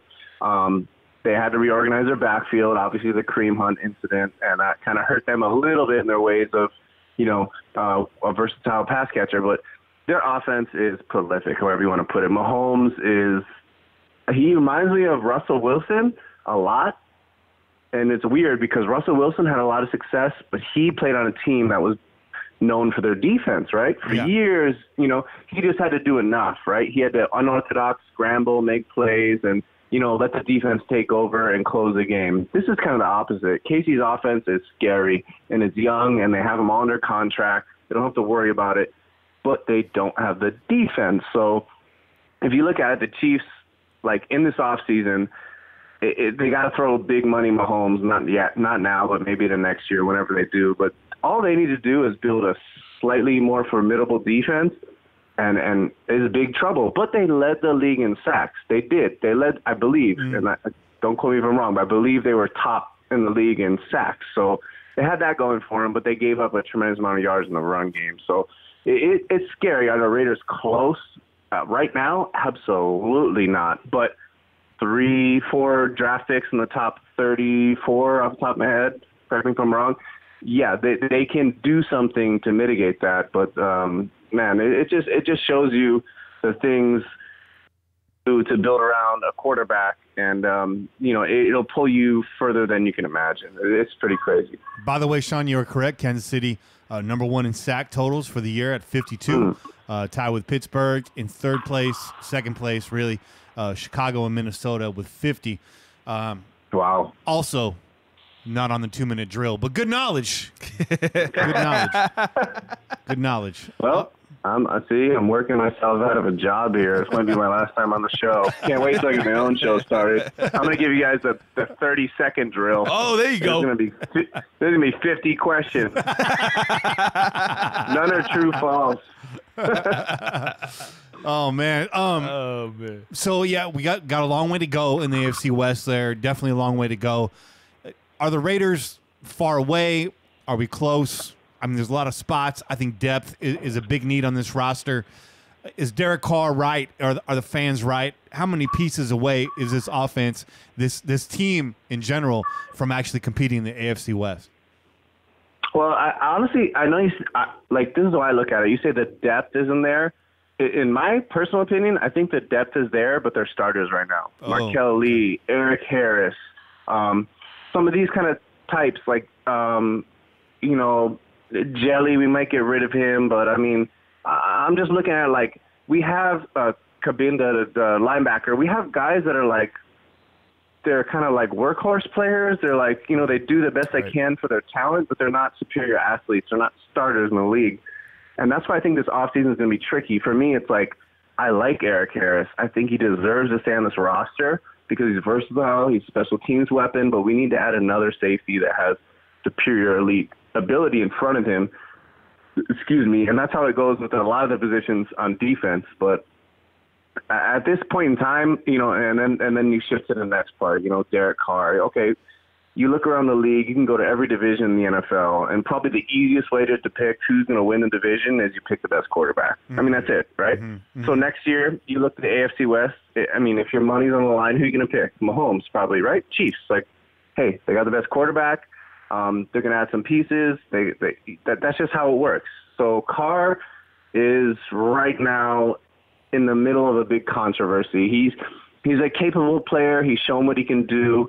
He's not perfect, but I believe if you build around him correctly, you have the leadership, you have a high IQ guy, you have someone who's completely enthralled with being a Raider and showing up early, leaving late, and doing the necessary things to dedicate himself to the process. But they really need to build around him. I mean, 2 rookie offensive tackles, the run game, injuries in the backfield.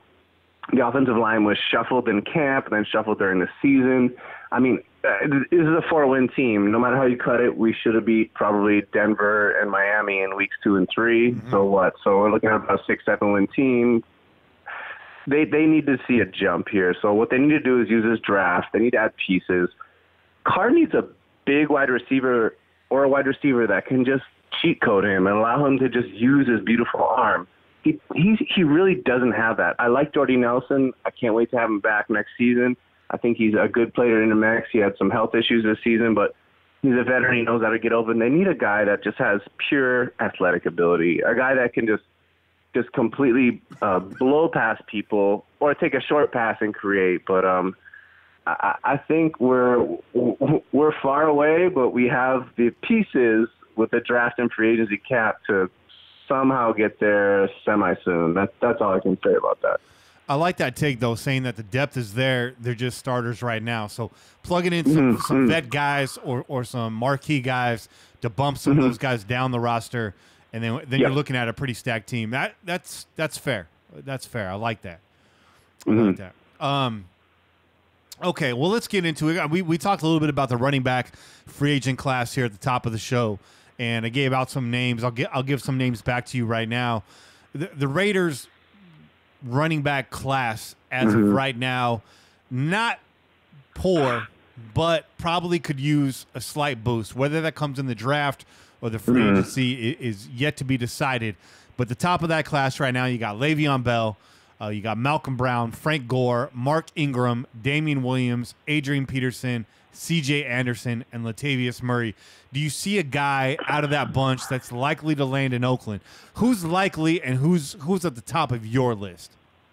Yeah, that's tricky. So you say who's likely, and that to me that's really hard because I think before they brought in Mike Mayock, I probably would have said the most likely thing, seeing that Gruden traded back for Colton Miller and used a third to bring in Martavis Bryant to play wide receiver. I could see the Russian roulette, if you will, that Gruden's playing. So to me, if it wasn't the case, I would think Gruden would probably doing everything in his right to get Le'Veon Bell. Mm-hmm. But with Mayhawk there, I think there's going to be some calmer waters. People are going to sit down at the discussion table and look at things. And to me, I like Mark Ingram. I think that's the player. I think if we looked at it last year coming into the season, we knew we had Marshawn Lynch, right? I mean, he's a bell cow. He can take volume carries. He can smash into the face of the defense. But we didn't know if we had that offset back. We weren't sure, right? Like, we could say, oh, Jalen Rashard, DeAndre Washington, but no one really believed in them. But seeing the things Jalen did this season out of the backfield, that makes me believe that, hey, we kind of have a guy to re-sign there. So, hey, if we can re-sign Jalen, he's 25 years old. His market's going to be, good. We're not going to have to overpay for him. No one's, going out to reaching for him or trading for him. Guys like Tevon Coleman from Atlanta, he's going to get a lot of interest, in my opinion. Good player. But we have Jalen, and he wants to be there. Good work ethic guy. Gets along well with Carr and the leadership. To me, Mark Ingram is that offsetting back. He's a mauler in between the tackles. We struggled so much in the red zone and short yardage after Marshawn Lynch went down. We just didn't have that answer. And I think that's not just a part of the running back. We need to get a new fullback as well. But to me, I that's the way I look at it. To me, Mark Ingram is the guy I want. And then if we don't settle it that way in free agency, we recoup that money and then just look towards the draft to getting someone else. All right, fair enough. Don't forget Hall of Fame preseason running back Chris Warren III. Hey, get the man a gold jacket right now. Y'all want to crown him? And go that's ahead and funny, crown him. because I think we're the king of preseason running backs that look like they're Hall of Famers, Louis Rankin, right? Who is he now? Is anyone? Oh shit! That is also not on the 2-minute drill, dog. He might have bagged your groceries today. Who knows?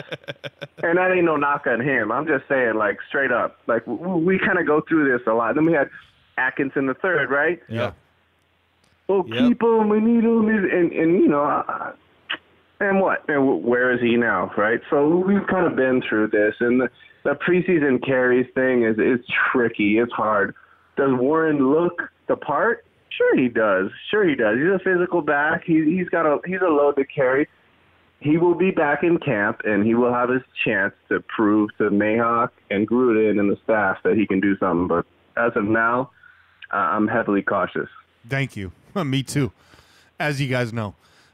Real quick before we get into this 2-minute drill. Oh boy! I'd be remiss if I didn't ask you who's your pick in the Super Bowl. You got the Rams, and you got the Patriots. You got the young buck Sean McVay versus the grizzled Bill Belichick, chucking tablets all over the sideline. Who you got in this matchup? It's tough. There's levels to it.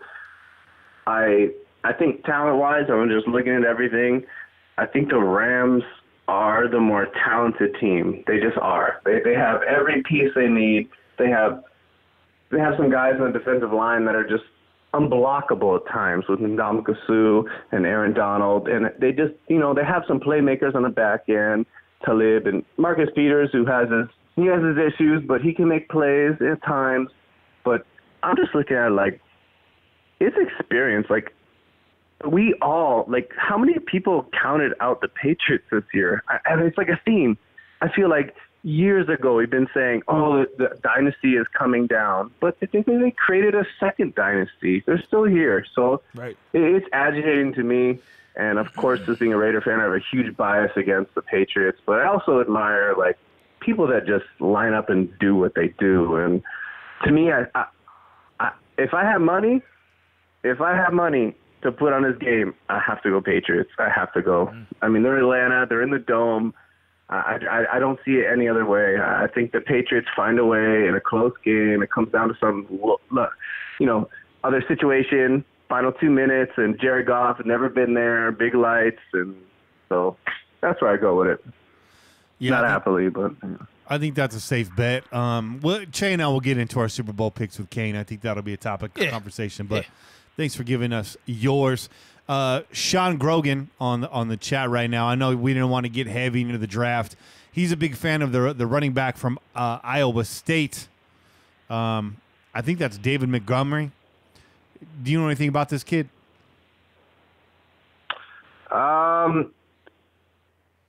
Not too much. I do know of it, but like I looked at the two top backs in the draft everyone had, and they had Josh Jacobs and Damian Alabama, right? Yeah. And we kind of get sick of that. We're just drowned out with Alabama players at the top of every draft, running backs, wide receivers, and that's just kind of what it is. Him, I know a little bit about, but quite honestly, I've been looking at like mid-tier guys because I think that's kind of what Gruden and Mayhawk are going to do here. And so no, I apologize. I don't know much there, but to me, if there's an underdog guy I love, Devin Singletary, I think he's it. I think he's the guy that can do everything. He's around 200 pounds, 5'9", 5'10", single, similar mold to like kind of Marshawn Lynch, but he's tough, he's quick, he's versatile. So no, I can't respond to that specific player. I'm not, too film heavy right now. I wish I had more time, but yeah, that's where I'm at. All right, but we're gonna get there, yo. We're gonna get there. Everyone's gonna get into that film. I think I'm already looking at guys right now, but with free agency coming before the draft, I think that's going to dictate a lot of our needs. Yeah. I think defense is going to remain the top need. Yeah. I don't think that changes, but has to be. We'll get into the draft. I think it's a little too early still. Just be patient with us, and I think Sean's on the same thing. So we talked about that before he came on the show, Sean. We weren't going to go draft heavy, and that's a big reason why. Not going to front like we're ready and we're prepared, so we'll get there. Because there ain't no future in your front. There ain't no future in your front. That's it. MC Brady said it back. Hey, when I'm getting Jeep, I'm putting Kenny on the chrome. There you go. There you go. Yeah. Sean, are you ready? Uh-oh. Do I have a choice? Of course I'm ready, man. I'm ready. All right. Let's cue the music here. Yeah. Oh, no. You ready? Che, you ready? I'm ready, man. This is suspenseful. We got 20 questions. 20 questions. There's no time limit. There's really no time limit. Let's start it off, man. Sean, what's your confidence level right now on a 1 to 10? 10 being the highest. Where's your confidence at right now? -4. It's a good place to start. Yeah. It's a good place to start. Hey, that's being humble. I feel like I'm about to get in an argument with my wife. I will not win, but I will try. Okay. All right. That's accurate. That's accurate, but yeah. You get a point. You get a bonus point for that. All right. Let's get started. Question number 1. What year did the Raiders first win the AFL championship? Bonus point if you could tell me who they defeated. Yeah. What year did the Raiders win their first AFL championship? 1968. Sorry, that is incorrect, but you were very close. Close. Correct answer is 1967. Do you want to try to redeem yourself and tell me who they beat in 1967?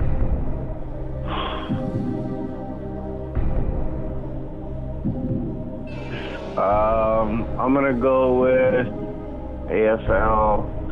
That's bad. Kansas City Chiefs. That's incorrect. I know that's not the correct. But that will not count against you. That was bonus. That was the Raiders defeated the Houston Oilers 40-7. You're damn right. You goddamn. Oh, that's right. I remember that game. Steve McNair. Yep, good game. I remember. Good. Unfortunately, that is also incorrect. Question number 2. Which NFL team has played in both the AFC and the NFC championship games?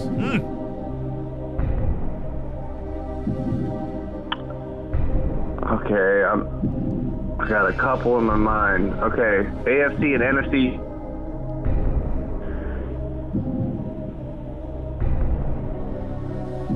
AFC and NFC championship games. Yeah. I want to say the Colts. Oh. That is incorrect. Correct answer was the Seattle Seahawks, former AFC West divisional rival.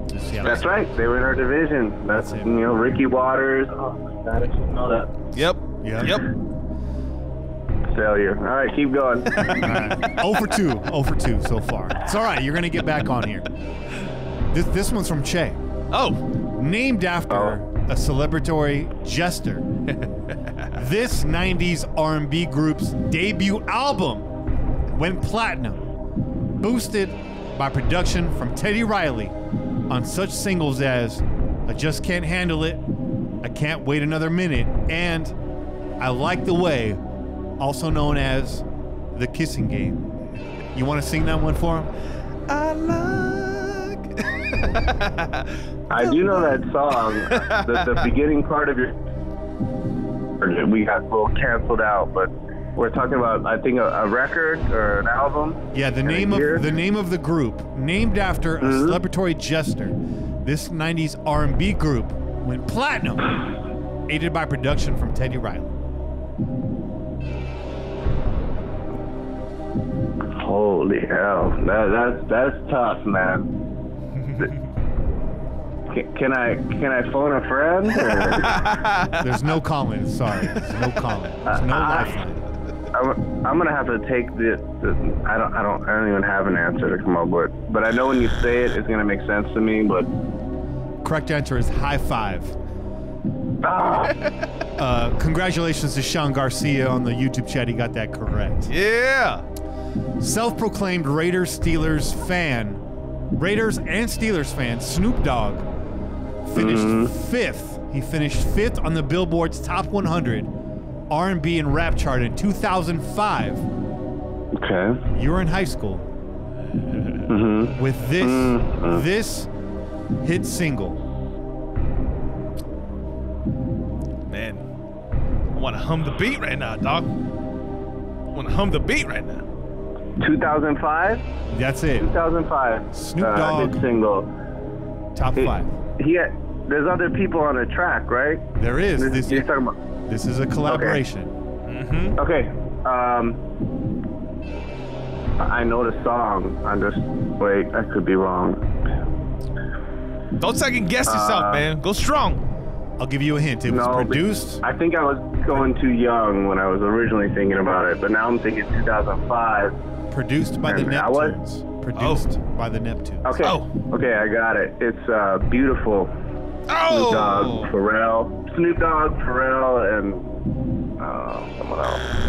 That is incorrect. But you're on the right track, dog. The correct answer was Drop It Like It's Hot. And that was the song that had they had like literally 3 things that made up the beat. It was a spray pan can. That's it. Yep. But I thought that was younger than older, but okay. Simple beat. Tough question. Yeah. Tough question. Here's a Raiders question for you. You got this one. Which Raiders player holds the record for the longest run from scrimmage at 93 yards? Terrell Pryor. Correct. That is correct. That is correct. Against the Pittsburgh Steelers. That's right. Bonus points. Game. Yep, first play of the game. I felt like I was like, I remember that. I was like, what? And it was like and Troy Polamalu was right there. He was looking down the hole, and yeah, those were interesting times. Was that when Terrell Pryor was wearing 6 or 2? Because I remember they wouldn't let him wear 2 because they didn't want him. Yeah. Represent like the Jamarcus look, and the next year I was in the 6. Never mind, I was in the 6. You're stalling. You're stalling. By the way, I'm gonna stall. Troy Polamalu, I'm pretty sure that was after he had already started the Head and Shoulders commercials. Man, you don't want to mess up his paycheck, dog. You don't want to mess up that luscious hair, dog. He checked out already. He's like, I got defensive MVPs and rings. I'm good. You're stalling. How many times? What's next? How many times? Now, I'll give you this. The Raiders won 3 Super Bowls. There you go. You know that. In which seasons did these wins come? Okay. I need the years. Well, 83. Huh? I need the years. Okay, 83, 84. I know that because I was born in 1984. But that was a Super Bowl in Los Angeles. Marcus Allen did a cutback against the Redskins. You're stalling. 78, 77, and I think it was 72, 73. That is incorrect. The correct answer was 83, 84. 80-81, both would be acceptable. 76, 1976. I went backwards way too far. All right, great. Which NFL teams have the Raiders defeated in the Super Bowl? Oh, Okay. yeah. The Vikings, Yeah. and that was Willie Brown taking the interception back. That's right. The Redskins, and that was Marcus Allen that I talked about. And then the Eagles, which was our favorite, what's his name? Ron Jaworski. What is his name? Jaworski. He threw Jaworski. 3, 4, 5. He threw as many interceptions as Gannon did against the Buccaneers. Oh, And he's still bitter about it to this day. So those are the 3 teams I got. That is correct. Yes. That is yes. correct. Who Oh, I'm happy. was the first professional quarterback to pass for 5,000 yards in a single season? This ain't even a Raider question? The first. This is an NFL first question. NFL question. NFL question. I'm conflicted between 2 players, but I'm going to go with Drew Brees. That is incorrect. Correct answer. Don't tell me Peyton Manning. No. Correct answer was Warren Moon. Houston Steelers showing up twice. Wow, that's unbelievable. That's unbelievable. This next question is question number 9. You're almost halfway through. It's courtesy of Che. Ah. Do you put ketchup on your taco? False. Yes. That is Hell fucking no. I'm going to catch on my taco. That is correct. That is correct. We would have also accepted hell to the nah. Hell to the nah. That is also correct. Ketchup. No, man. No. Thank you. This Raiders quarterback holds the team record for most career completions at 1,759. Who is he? See, that's tricky because a lot of people want to when you look at the Raiders quarterback Not record tricky. book, You're stalling. it is tricky. It is tricky. I'm going to say Ken Stabler. And I know I'm going to be wrong. You're right. You're correct. You are wrong. Correct answer was It's Carr. Derek Yep. Carr. Come on, Yeah, man. Go it's with your Carr. gut, dog. It's Carr. You're right. It's Carr. And I feel like I knew that stat, but I know Stabler left in his terms, but yeah. Okay. I talked to you before the show. I asked you what your age was. I asked you what some of your hobbies were. You're about 10 years younger than me. This next film came out about the time you were in high school. Okay. And it's based on a novel. Should be easy. Okay. Should be easy. Easy peasy, dog. Also happens to be one of my favorite movies of all time. That's right. Christian Bale portrayed a young investment banker in this Hollywood adaptation of the Bret Easton Ellis thrilling novel by the same name. Oh. The name of the movie is... Damn. Christian Bale portrayed a young Yep. investment banker. Yep. In what He movie? did. I almost want to pull the phone away from my ear and search it real quick, but that would be cheating. I'm gonna have to just complete pass, man. I can't even. I know when you bring it to me, I'm gonna be upset. American Psycho. Ah! Great movie. This is a How good many movie. times have I watched that? Oh good movie. Lord. Sean sweating like I just pulled out my business card right now. Yep, exactly. Or more so. In what year was the Oakland Raiders franchise founded? This is on every 2-minute drill. It is. It should be. A staple. It's in the 60s. It's 1960s. Correct. That is correct. 1960s. There you go. That is correct. 1960, dog. Just trying to help you Yeah. out there. I know I have a a hoodie about my wife like a long time ago established, and it reminds me. But it's weird because you got the AFL and the regular, and then the regular turnover into the NFL reorg. But 1960. Boom. You're stalling. I have to, man. What, I got 3 right? 4, dog. 4. Give yourself some credit, dog. Might be my Wow. new catchphrase by the time this is over. You're stalling. You only need 3 more right to take the lead, Sean. 3 more right. I can do it. Are you You ready? can do I can it. do it. Are you ready to continue? I'm ready to continue. What is the fear of the color silver known as? What is the what? The fear of the color silver. The fear of the color. It is a phobia. The fear of the color silver. You're stalling.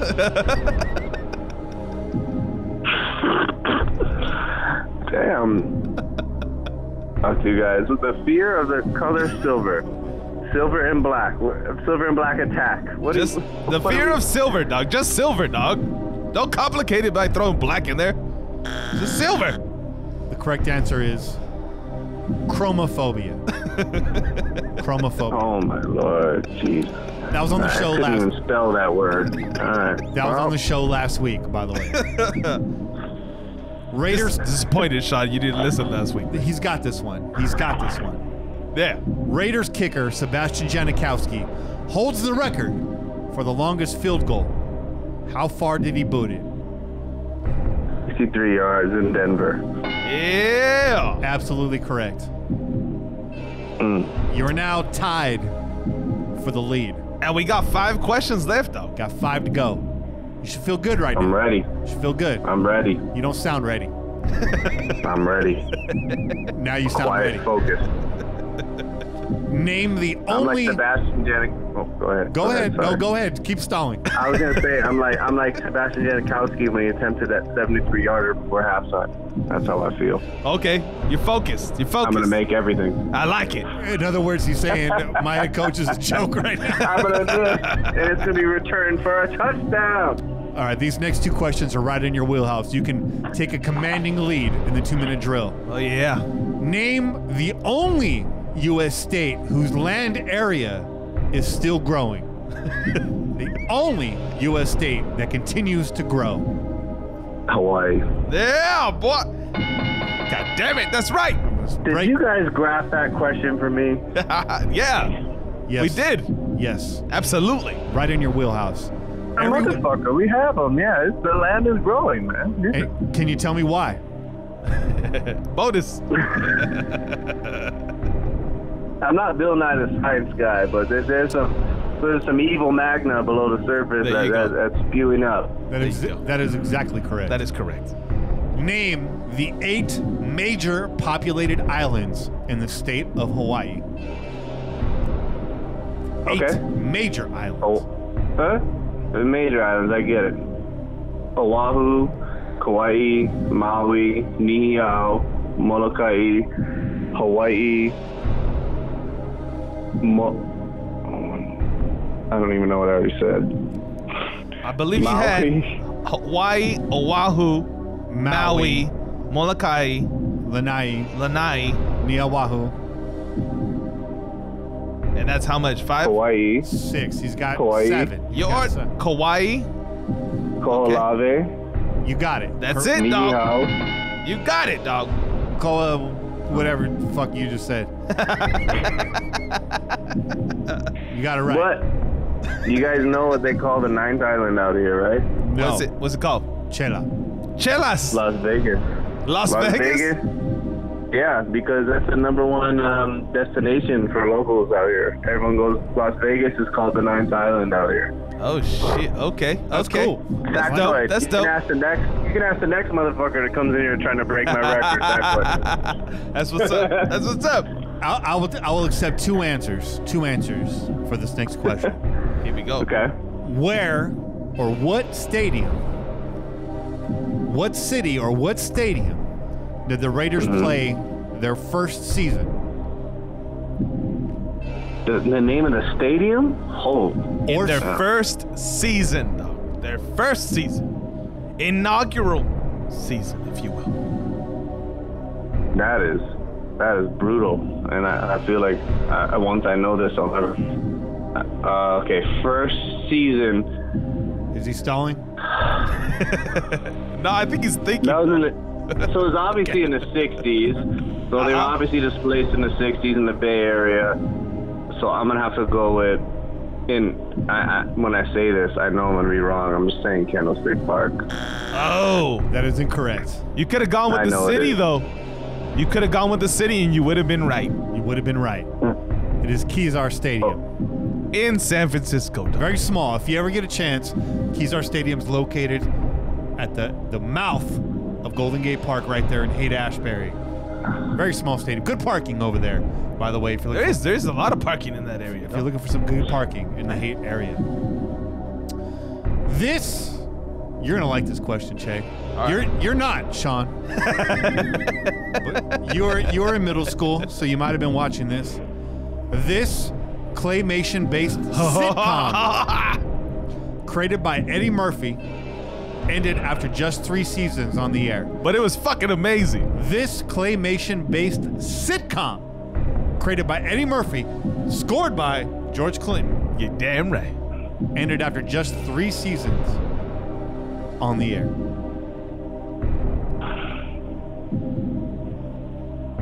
I'm saying Celebrity Deathmatch, but I have no idea. That is a good guess, but it is wrong. PJs. It was the PJs. The Projects. Living in the PJs. It was a good show. That was a fucking dope show. They had the crackhead that used to fuck around. Yeah. He's all skinny, all crazy. That dude was crazy, dog. 2 more questions, Sean. You got a good shot here to kind of really push ahead in the rankings. Okay. The worst punter in Raiders history is Johnny Townsend. Oh. That is incorrect. It is Leo Aragouz. Going off of average punts, average yards per punt. Wow. Townsend's close. And I know that. I know Aragouz, but to me, that's offensive because was Aragouz even drafted? Damn, doesn't matter. It does it not doesn't matter. It doesn't matter where you were drafted. Johnny. We drafted that guy. Yeah.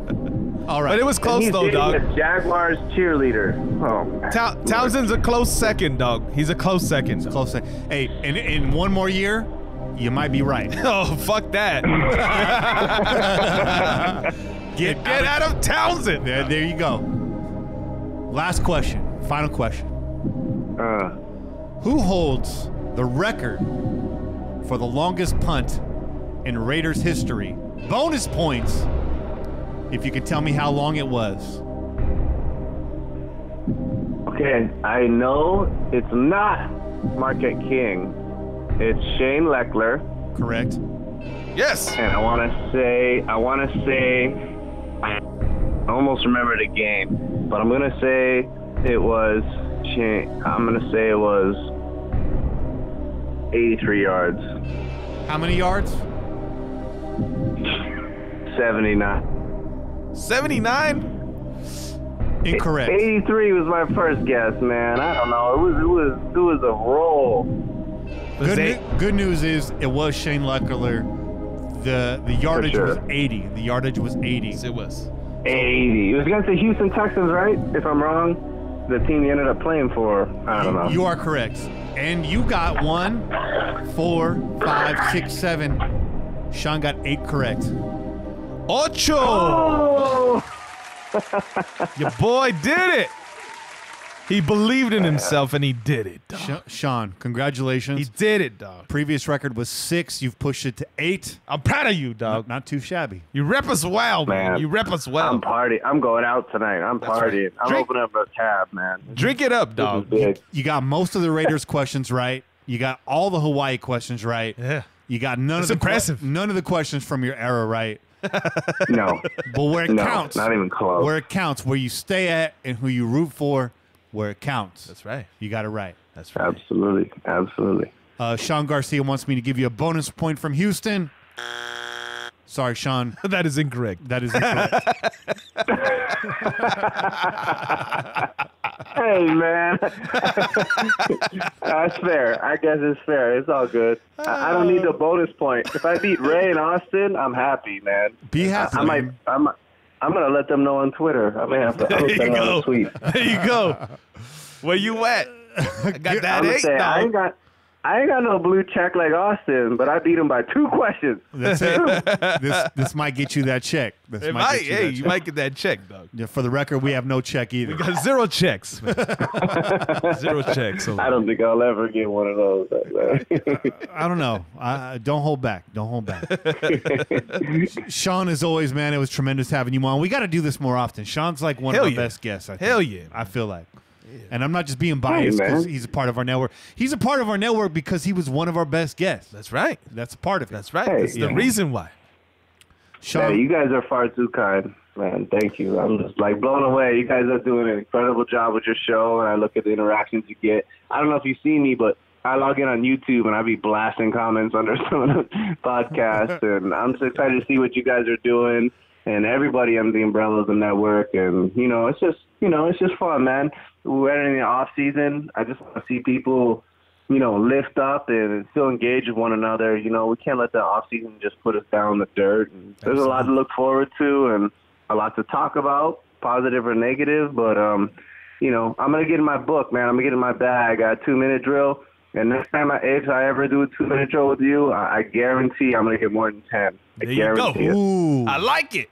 That's confidence for you, man. I might have to lean into it next time. Ooh, don't make Kenny fucking go back to the hardcore Kenny, man. Kenny was murdering people over here. He's gonna be asking me what shoe size did Al Davis have in 1969, and I'm gonna say 8.5 in a Vans, 9 in a dress shoe. That's what's gonna happen. Real talk. He's gonna ask you for the molecule that fucking is chromium. real talk. Vans are a little snug. So are Nikes. So maybe Sean's got something going there. In other news, Raider Roo said he's gonna beat the shit out of the 2-minute drill. Raider Roo, you're on deck. Oh yeah. You're a fan. I like it. Hey, you're on deck. Yeah. Raider Roo, by the way, tailgate MVP. He is tailgate MVP, so I don't put anything past him, dog. That's Sean Hildebrandt, future tailgate MVP. That's true. Because they're coming back to Oakland next year. Hey man, that's what I really, really, really, really want. I got my second, child coming out in July.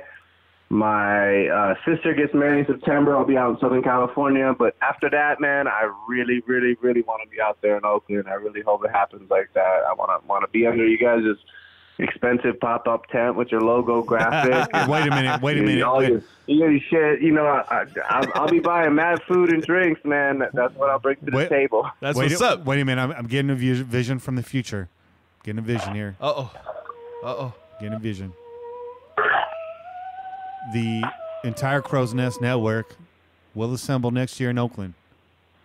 Ooh. But we will that'd be big. We will get blackout drunk. That's right. And the tent will never be assembled. And we'll be saved by Angria, Jenny, and Heidi. They'll save us. And I know. Kane will be kicking me, my ribs, waking me up. And the good doc says he got 13 right, but the good doc also had Google at his fingertips. No. Hey, look, I got to have a drink with good doc. Had a good time with good doc. Had a good time. I actually believe him. But that's the awesome, good doc man. says he's got your number. Sean, man, I hope you had a good time. The good news is the next time you're about to get into an argument with your wife, you're going to feel this is easy. Well, that's actually, you're right, because I can't just say I don't know. It's all smooth sailing from here, bro. It's all smooth sailing. He's going to say, what restaurant do we eat at on our first anniversary? I'm going to be sweating bullets. But, next I need time. to use the restroom. Let me phone a friend. It don't work like that. She'd be like, what restaurant did we have our anniversary dinner at? You're going to be like, what 1990 R&B group went platinum off production of Teddy Riley? She'd be like, what the fuck? She's like, it was you're playing stalling in the background. You're stalling. Oh, man. Why are you stalling? If you want an answer, you give me an answer. You want an answer, give me an answer, all right? See, the stalling, that's a bullying tactic, man. Some of those questions are fierce, man. Sean, I'm proud that you have the record right now. I really am. I'm glad that you have it. That's good. I like Sean right now in the rafters. Yeah. You're in the rafters right now, Sean. But Rue and the doc, they're coming for your number. Yeah. And I'm sure that somebody will get it because I'm completely dissatisfied with myself for a lot of that. But, nonetheless, now I get to roast Ray and Austin. Those guys are scrubs to me now. Well, Sean, we're up against it right now. It's almost 10 o'clock. We got to get Kane on here. As you know, he wakes up real early every morning. So, man, thanks for coming on the show. And I'll probably see you in the chat in a matter of moments. Absolutely. Hey, much love. Love you guys. Shout out to everybody. And Kane's the man. So I'll be listening live to you guys and kill it, man. Bet. Have a good rest of your Martin Luther King Day. Much respect. Peace. Peace out, brother. Peace. All right. Peace, guys. Yeah. Oh. Sean, man. Hey, man. New record right there. I like that. I'm smiling right now. I'm happy. I like it too. 8 out of 20 ain't bad on the 2-minute drill. That's pretty damn good, man. Yeah. Considering how hard Kenny makes a fucking 2-minute drill. You're not meant to win. I threw a few of them in there. Nobody's talking shit about Alex Trebek. Let me just say. It's true. Jeopardy ain't easy. Hey, you gotta earn it. Yeah. You might have Alex Trebek beat though. I'm just saying. Maybe. Alex Trebek's kind of an asshole though. So let's take a quick break. I gotta hit the head. Yep, me too. Well, not together. Not together. Don't cross the streams, Ray. Man, this might be TMI, but when we were kids, Ghostbusters was like the new hotness. That's right. And my daycare was always the buddy system, and it would always be don't cross the stream. They would literally send us to bathroom in pairs. Like, I'd be like, I'm 7 years old. I'm 6 years old. I got this. Like, yeah. I've been doing this. I'm good. I've been peeing by myself. I'm good. I know how it works. But yeah, don't cross the streams. Don't cross the streams. Anyways, we're gonna take a quick break. Che, you got anything before we get out of here? Nah, man. Let's take this break so we can get back to these callers. Let's do it. All right, man. We out here. Peace. Go Raiders.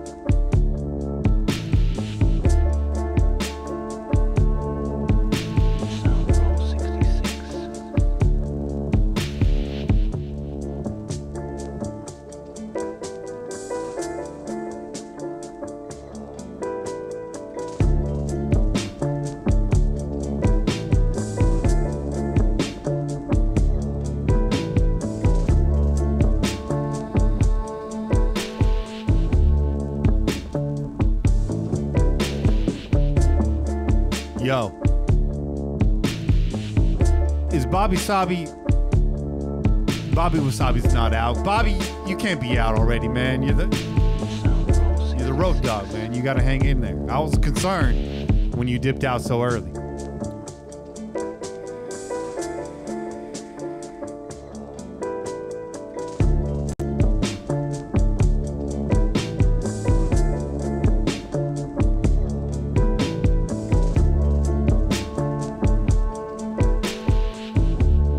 We need more beer up in here. We need more beer up in here.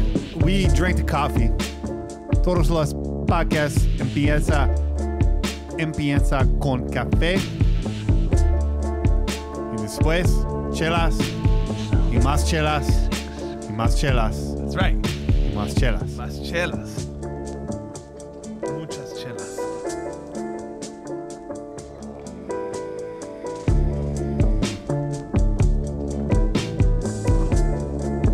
Sean Garcia is funny, man. I like Sean Garcia. He's on this chat right now. Sean Garcia, what's your handle, man? And where do we know you from? Are you from the blog? Are you from Twitter? Where you at? How'd you get here? Sandas just got back from the corner store. Bodega. That's how you say it. Bodega. Bodega.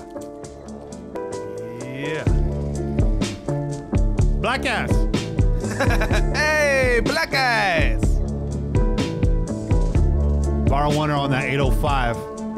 That's what's up. It's tasty. 805 is a nice in-between beer. 805 will get the job done. It's a nice in-betweener.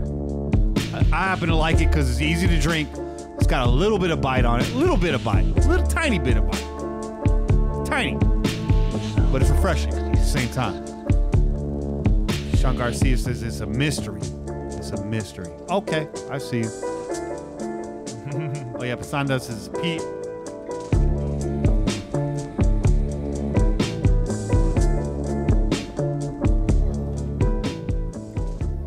It's getting late, bro. It is. It is getting late, dog. You're on that queso, huh? Mm-hmm. Yeah, I need to be on that level too. Hello. Why don't you spit at these guys really quick while I unwrap my my baby bell? Do that. Got that little cheese snack over here, dog. The baby bells, the crackles are gone, right? Yeah. I fixed that. I'm just saying, I fixed that. You do it, man. You do the dumb. I also you do the damn caused that. thing, dog. I also caused that. Yeah. That's a good point. That's a good point. Michelob Amber Bock pours down. Oh. Anybody remember the original Michelob bottle? It was like a triangle shape. Anybody remember that? No? Just me? Okay. Gotcha. Are you talking about around? Or are you talking about in this direction, upwards? In the neck, at least, was like a triangle shape. Okay. Yeah. Okay. Wow. Around the neck. Shit. In a triangle. Bobby Wasabi says we got to try that Discretion Brewery. Bobby, if they don't sell it at a grocery outlet, we ain't fucking drinking there. Those are motherfucking facts, dog. Now, every once in a while, I'll go splurge at that Bevmo, man. But you know how it is. Them Bevmo prices are steep. Those are like once a month, if that, dog. Those maybe once every 3 months. We gotta try You know that Crimson Voodoo Lager when the summertime rolls around. Okay. I could also tell you about the first time I tried that beer, but it was very legal. And my Egyptian pyramid aged, Kenny. Sean's just frustrated right now. Sean's just frustrated right now. It's okay, Sean. No, I am 41 years old. Not quite Egyptian age. Yeah, well, maybe not pyramid shape. It had a weird shape to it. I'm trying to find a picture of it. This is like an updated bottle. I don't know. You ready to get started again? I'm ready, dog. That Michelob. Are we out of beer? We are out of beer, unfortunately, man. I should have brought more, dog. That's my bad. All right. I should have brought more. Second half of the show. Yeah. Sin chela. Yeah, sin chela, man. Con agua. Con agua. That's not a bad plan, though. I got an early day tomorrow. I got Man, but before I left on Thursday, I already had 4 meetings scheduled for Tuesday. Shit. Yeah, that's rough. That's rough. It's never fun, dog. All right, let's listen to these calls. Let's come back real quick. Let's get it. Moment of silence for Austin Gale.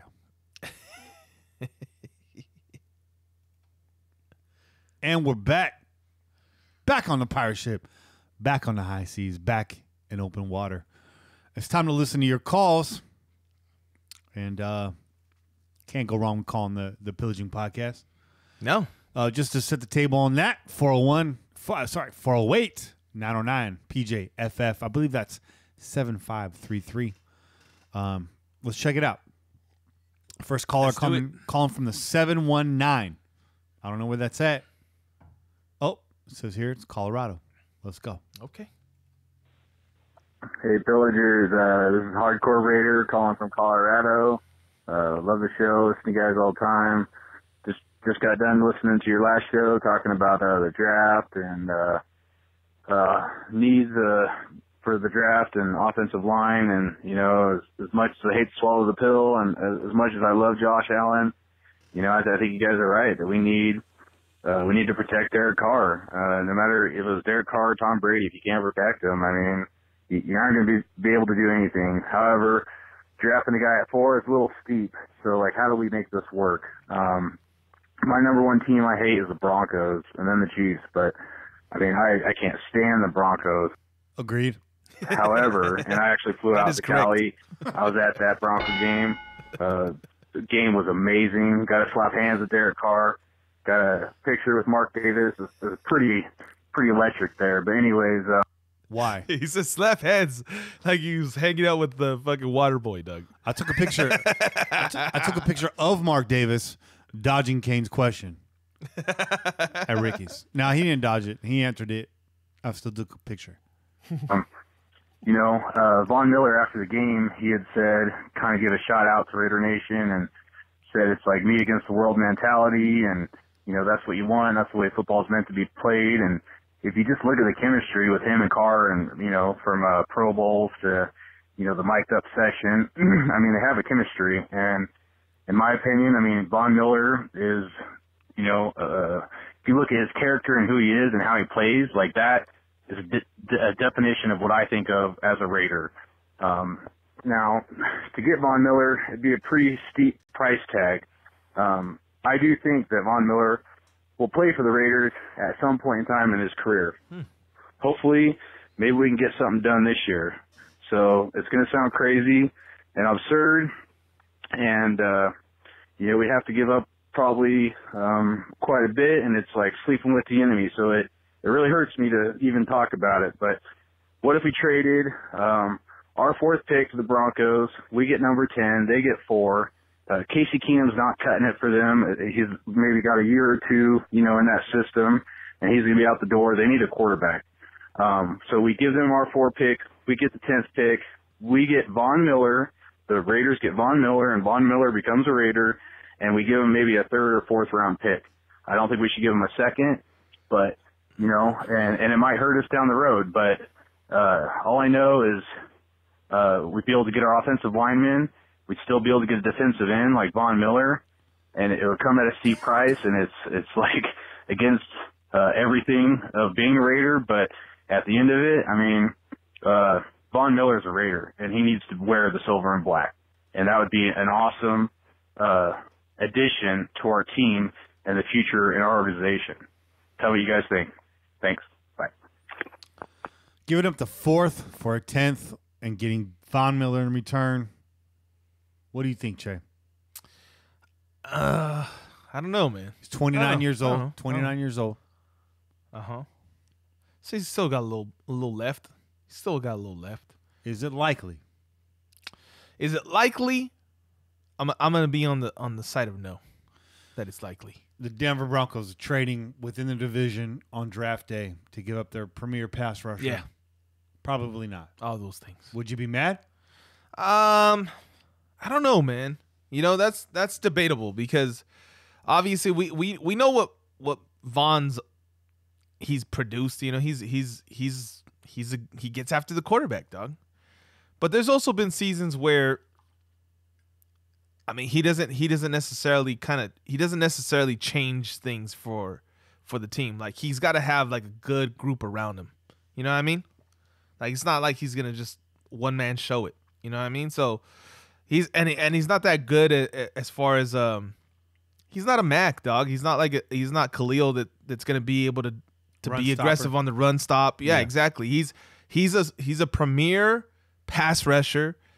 That's pretty much where it ends. Mm-hmm. It's pretty much where it ends. If you allow him to just kind of rush the passer, he's great. Yeah, he's great. He can use his speed. He's got that bend, right? But other than that, I've seen plenty of games, especially against us, where Vaughn is nowhere to be found.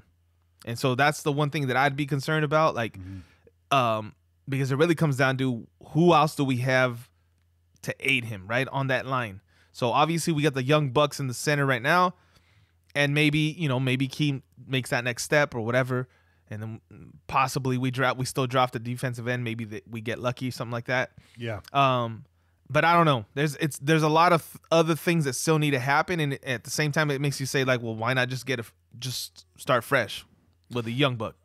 I'm a buyer of Von Miller in free agency, but not in a trade. I just don't think it's going to happen. Yeah. But it's a lot to give up too, man. It's a lot to give up. Wouldn't be mad. Is Von Miller a Raider?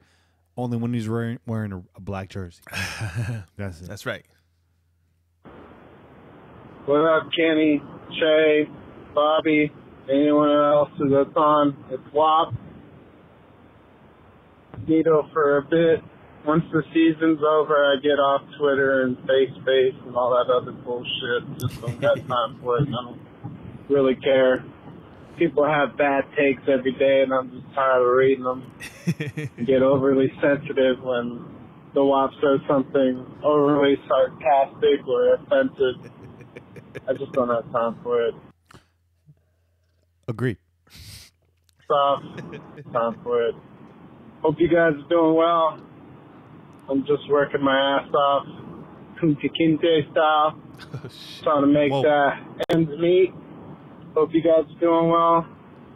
Draft's coming up soon. Everyone's talking Kyler Murray. I'm just like, shut the fuck up.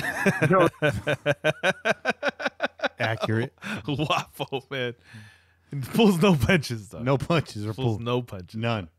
We need another quarterback. We need a good offensive line and some fucking defense with linebackers and everything else in the woodwork. I mean, what else can we say? We're a fucking disaster and we need to get fixed faster. Getting a small Muggsy Bogues for a quarterback is not going to help us, not one fucking bit. Wop out. Not a whole lot to say there. Just, I agree. Yeah. Kyler Murray's not the answer. I don't think he is, dog. Just get off. Was he 5'9", 5'8"? Oh, I mean, Drew Brees is small, too. But yeah, but Kyler Murray's not Drew Brees. What does that mean? That's what you're trying to tell me. That's not Drew Brees, dog. No. Yeah, that's Kyler Murray. Small, mobile quarterback. Mm-hmm. What does that sound like? Like we're not picking him. That's what, it That's what it sounds like.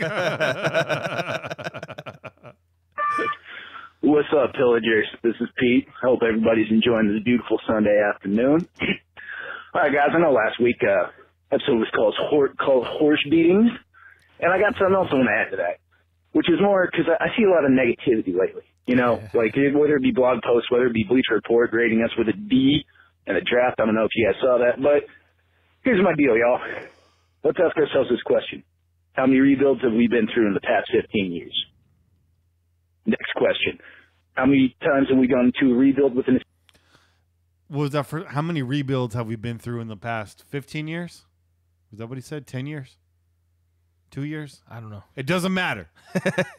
We've been rebuilding since rebuilding. I appreciate the question. Established quarterback. Next question. How many times have we gone into a rebuild?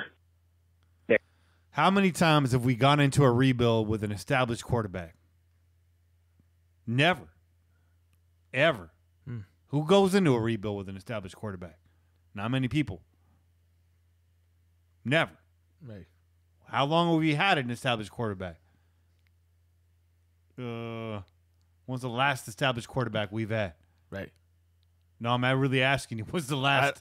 I mean, the last established quarterback, if you want to talk now, Yeah. it's Carr.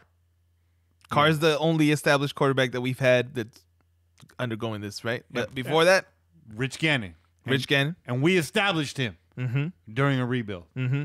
So there you go. good question. How many times have we gone into a rebuild with an established quarterback and 5 first-round picks in 2 years? I mean, come on, man. Like, we got so much more to be thankful for. We really do. I'm not saying that it's going to pan out. I mean, shit could go wrong, but there's optimism to be had on my part. My next point is this. I got a couple points this week, and this one is this.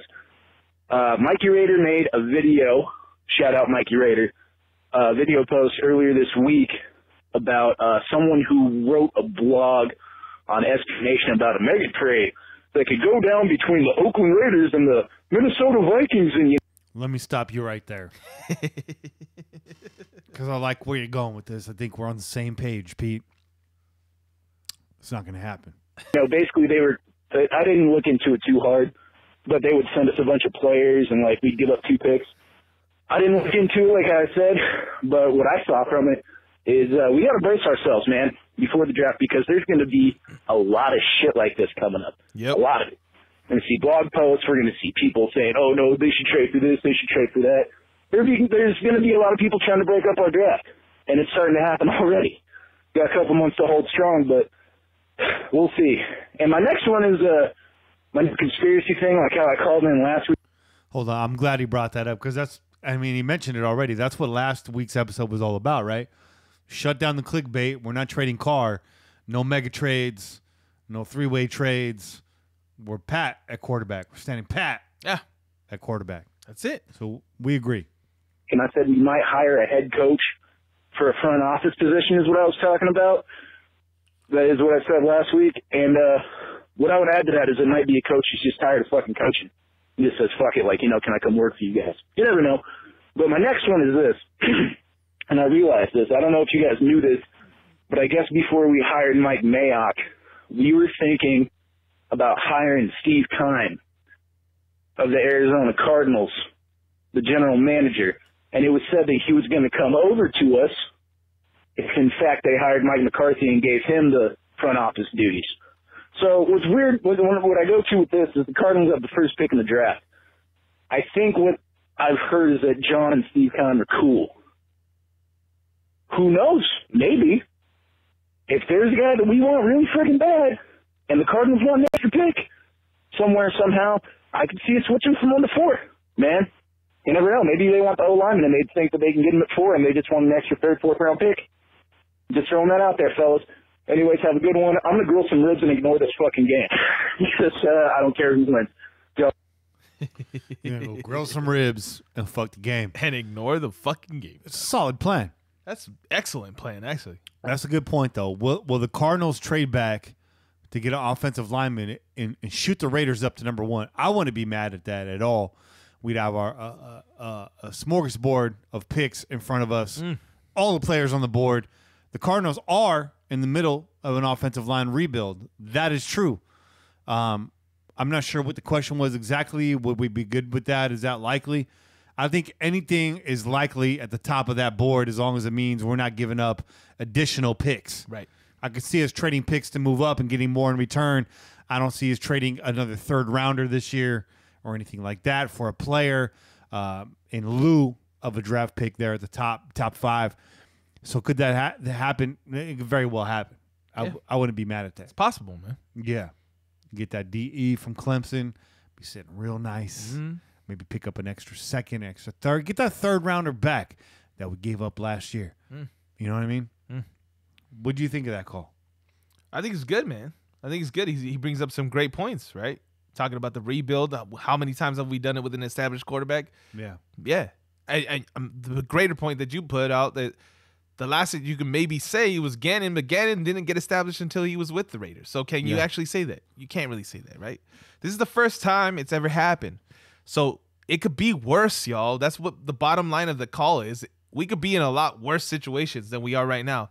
And everybody's complaining about Carr and all this. This guy's a 5-year guy. Yes, we'd like to see him make some major steps.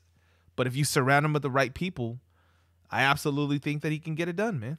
Yeah. So let's go out there and get them picks. Let's get it.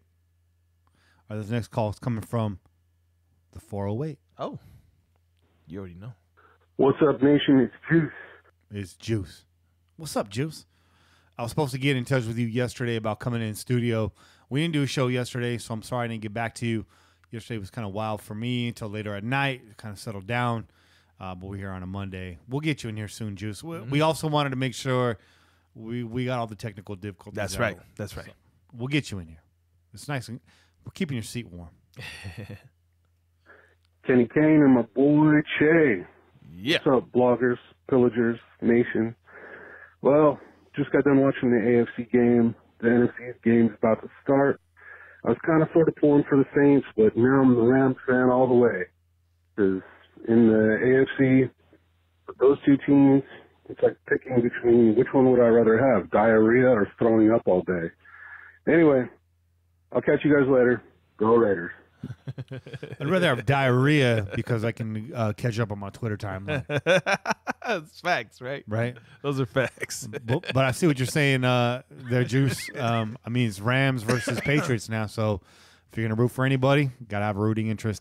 That's right. In the Rams. It's true. But my other rule is I don't root for any other LA team except for the Raiders because the Raiders still own LA. But that's right. If I got to, you're going to twist my arm. It's St. Louis Rams all day. Let's see. This is coming from the 816. What's up, y'all? This your boy, Gent. That's right. This is my boy, Gent. Gent's the one that put me on the KC Sports Talk post-loss, by the way. Because when I went out there for the KC game, we just steady listened to the KC Sports Radio. It was hilarious. Here in Kansas City, I wanted to share with y'all what's going on the city out here. Yeah, man, I woke up on Monday, MLK Day, and shot to the store. There's a ghost town outside, man. No jerseys, a sea of red has been all depleted. Yeah. Oh, bro, as a Raider fan, this shit is wonderful. I shit you not. When we were out there, I mean, Gent lives out there, so he lives this life day to day. Like it's Raider head to toe all day. Raider wallet, Raider everything. And he wasn't just putting on because his Raider friend was in town. Right. I mean, he's Raidered out. That's how he rolls, though. And you catch it. You catch heat from Chiefs fan everywhere you go. Right. Everywhere you go. So no red jerseys is what he's trying to tell you on Monday. They were in mourning, Doug. They should have been wearing black. They were in mourning, Doug. They can't wear black. So what do? You stay home. Let me tell you something. My little sister, she's a very intelligent young woman, and she tells me, she says, Heath, I know we're Raider fans and all, but it would have been good for the city of Kansas City and all. I feel sorry for all them fans to waited for them for 40 years to get in this. I feel a rebuttal coming on. Yeah, I'm waiting for I'm waiting for it. I'm waiting for it. Wait for the heat. Position and just for the wins to be taken out of their cell.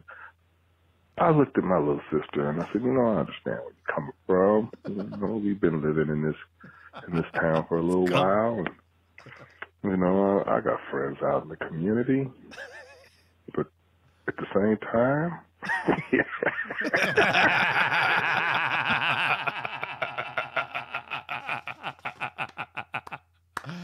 He still got half the call to go. I don't even need to play anymore, but we still got half the call to go. So, bro, they wasn't talking that shit in 2001 and 2002. They didn't feel sorry for us, not one. Yeah. And shoot, into 2000 for that bit. Yeah. So, I didn't feel sorry for the Chief fans at all. That shit was glorious. Suffer. It was kind of, it was the Patriots that sent them, but like my boy Kenny said, I ain't mad at the Patriots for the tuck rule. Shit. They didn't make the call on the field. It's true. That was the NFL. Thank you. So the Patriots ain't doing nothing that we ain't did. And you go back to the beginning and look at the record book, bro. See how many AFC championships we've been to. In a row back in the day. Yeah. and just check that out. And then you'll know that the Patriots ain't doing nothing new, and they're about to fall off. Because all good things must come to an end. It's true. And when you at the bottom, the only way to go is up. So go Raiders. Yeah. Always the truth. Hell yeah, man. Man. Keeps it real, though. Yeah. You know, Jent's got a full recording studio down there. That's what's up. It needs to be. Me and him, we're supposed to be doing these mini episodes. I can't carve out the time to make it happen. Behind the Enemy Lines podcast never got off the ground. Maybe needs to just at least be a segment here on the show. Or no, you know what? It has to be. It's got to be part of the Pillaging. If it's gonna be a segment, it's got to be part of Pillaging. Right. I was gonna say, or we could bring him on for the Crow's Nest, but now it makes more sense here. Oh, he'll be on there too. For there, yeah. But Yeah. I'm not saying he won't be on there too. Yeah, I'm just saying that segment Yeah. makes more sense. And that's on me, but it's just we added a lot of new shit to the show this year and all that. So we're gonna get Jen on here more regularly next year. But my man's got a wealth of hip hop knowledge, especially Bay Area hip hop knowledge. So look for more from Gent in the very near future. I love him dearly. That's my brother right there. This is coming from the 831. I got a feeling this is a two-parter from your man Bobby Wasabi. What up, Kenny? What up, Che? It's your boy Bobby Wasabi here to call and talk a little shit. First off, I want to say is I called it. I done called it. I said it was going to happen. The Lambs and the Pats don't really care much for the AFC West outcome, but, you know, dude, that Lambs and Pats game, the Lambs and the Saints game was pretty fucking crazy, man. That whole no call shit, first off, I don't give a fuck. I saw a hell of a lot of face masks, and none of it was called. As far as I'm concerned, the Aints got away with a lot of shit. Aints. And that's what they is. They ain't, as in they ain't going nowhere. They ain't going to the Big Ben. What they is going to do, what Sean Payton is going to do is he's going to pack his librarian glasses and he's going to go make himself a mint julep or whatever the fuck it is. Legendary. A mint julep. That they drank down there. He's going to do that and he's going to chill out and watch the game like everybody else.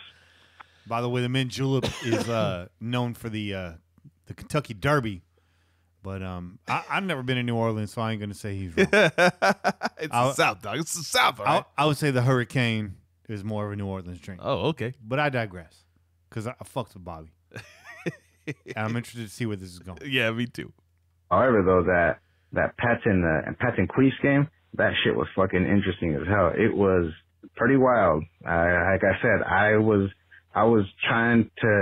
expecting to see like a sinkhole open up and just like, you know, just take all the fucking Queefs and all the Pats out, just everybody, just take them there, and then that's it. And then like the sinkhole fills up and you know, game over. But it didn't happen. What did happen though was some bitch ass fucking roughing the passer call. That's what you call a weak sauce call on a bitch ass steak. That was fucking lame, but you know, they gonna protect their boy, of course. Wilford Brimley? Diabetes. Looks like your diabetes done flared up and you're done. Go home. Told you you wasn't gonna do nothing. You ain't never going. So just go ahead and just, you know, just go have yourself a sugar-free candy or something, you know? Hey, Andy Reid's gargling oatmeal right now. Tonight. And Kermit the Mayholmes, no ketchup for you. You get nothing, my friend. As Kenny King Jr. would say, hashtag send Pat Mahomes. You're done, son. So, you know, maybe it's time to, I don't know, try mustard or some shit. One thing I want to do, guys, is I want to apologize to my friend Dan at DC4L. Man, that ponche and those chelas had me kind of sore, and I forgot to give a shout out to the Chopping It Up podcast with Dan and friends. Man, Dan is making some funny ass stuff happen, and I completely forgot to give him a shout out last time I was there. I mean, y'all heard all them top 5 lists that he had. The last one was that top 5 90s slow jams. That shit was hilarious as hell. But if y'all want to listen to something funny, give that a listen. That's right. Part 2. Here we go. Hey, fuck that. I wasn't done, man. Fucking Google phone. How dare you cut me off? Fucking conspiracist motherfuckers. Don't make me get all fucking Rusty Shackelford on your ass. Who owns Google again? Man, fuck those guys. The government owns Google. That's who. All right. Last thing I was going to say is, fellers, y'all doing a great job. Keep making it happen. Love the video production.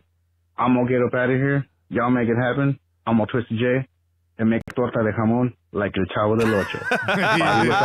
Peace. Torta de jamón. Con jitomate, bro. You got to get that jitomate, bro.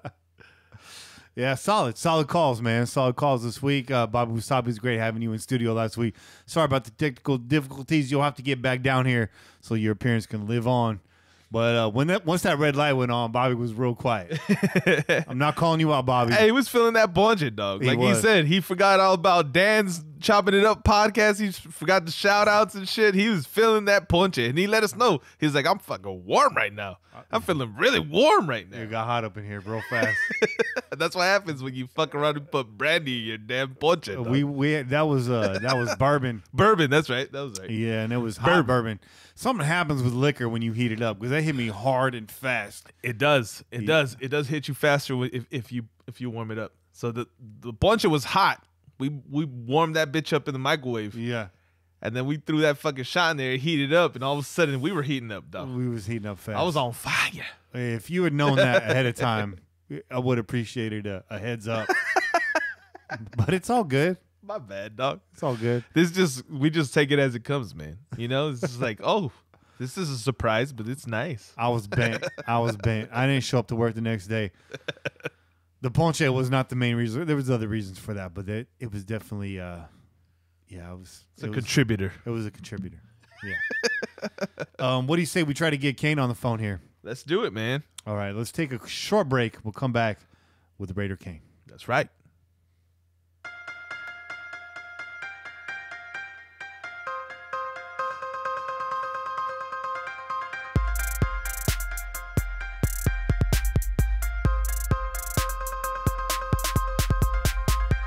Please leave your message for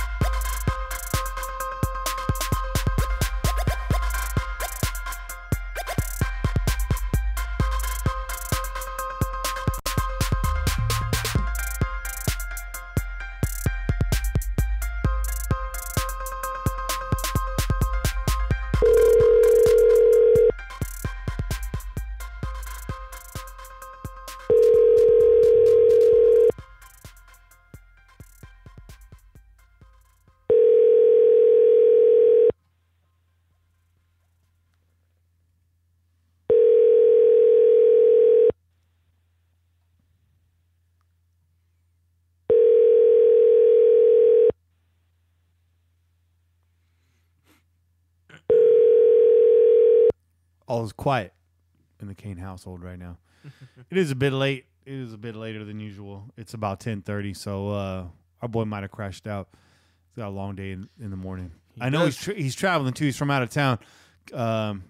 Let's get back on air real quick. Let's do it. All right, and we're back. Unfortunately, no Kane this week, unless he calls back here shortly. We'll get him right on.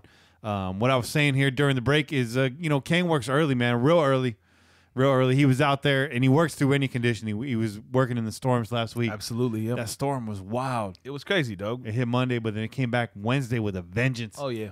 But also, our boy Kane got snowed in. He was over in Reno. Oh, shit. Over the weekend, he got snowed in over there. He got turned back yesterday. Damn. On his way home. Damn. He told me Belle Biv DeVoe was actually performing out there. Oh, shit. I asked him if the whole crew was out there. He wasn't sure. It doesn't seem like, a lot of these reunion tours, these older groups and stuff, they'll do like the casino circuit. Yeah. But not everybody's there. You know what I mean? Like, it might be Belle Biv DeVoe minus Michael Bivins. Right. Type of thing. Right. You know what I mean? But you know what? I want to say that Belle Biv DeVoe is out of the whole New Edition crew, right? they've always been the ones that kind of stayed tight knit. Yeah. You know. Yeah. Everybody else kind of just went in on. They did their own thing. They weren't really that close. They only come back every once in a while for new editionship. They've always been a little bit more tighter. Yeah, they stayed airbrushing their jeans. Yeah, they still got them fucking overalls, dog. I'm about to give me some of those, dog. We need to get a Dan Pillaging Podcast fucking airbrush overalls, dog. One flap down. Were you one flap down or two flap down? I was none, dog, because I couldn't get fucking overalls, man. I was one of those kids that was just looking at everybody. I was like, man, those are cool. Yeah. It's cool. I wish my mom would buy me some of those. That'd be dope. I had a pair from Miller's Outpost. Shit, Miller's Outpost, dog. That's what's I was flossing. That's old school right there. I had one pair. Do they still got it? There's no more Miller's Outpost, huh? Nah. I think they switched to Anchor Blue. They turned into Anchor Blue Store or something like that at some Anchor point. Blue, and then they just faded away. Yeah, and then they just disappeared, though. Yeah, Anchor Blue though. They had their own cologne there for a minute. They did. They did. Shit. It's good times. Is there anything that we touched on earlier in the show that we need to talk about right here? Normally, obviously, we do the MVP in the trash can, but we talked about running backs. Anybody out there that jumps out at you? I mean, Ingram, I think, is the pick. Do you stand pat with Doug Martin? What do you do if you're the Raiders GM, Che? I don't know. It depends on what your boy Doug Martin wants to do. I think he kind of feels like he wants to be a Raider still. Sure. You know? Yeah. I think he showed us this season, you know, he didn't get a whole lot of run early on in the season. But as the season wore on, we started to see a little bit more of that muscle hamster. Mm-hmm. That muscle topo. You know? Yeah. He started doing his thing, man. He was running hard. He was running angry. He's gaining a lot of extra yards. Yeah. I know it wasn't like that at the beginning of the season. I think those numbers that we saw as far as like the yards after contact, they were skewed by that, right? They were skewed a little bit by the fact that he didn't have that good of a early season, but later on he picked it up a little bit. So I mean, I wouldn't be mad at seeing him come back, dog. Yeah, I wouldn't be mad with Doug Martin a full season under his belt. That being said, I wouldn't be mad if Marshawn came back either, dog. Nah, you know what I mean? Yeah, because Marshawn gets it done, dog. He still got it. Yeah, he still got it. People want to doubt him. They want to say, oh, he's old, blah blah blah, this and that.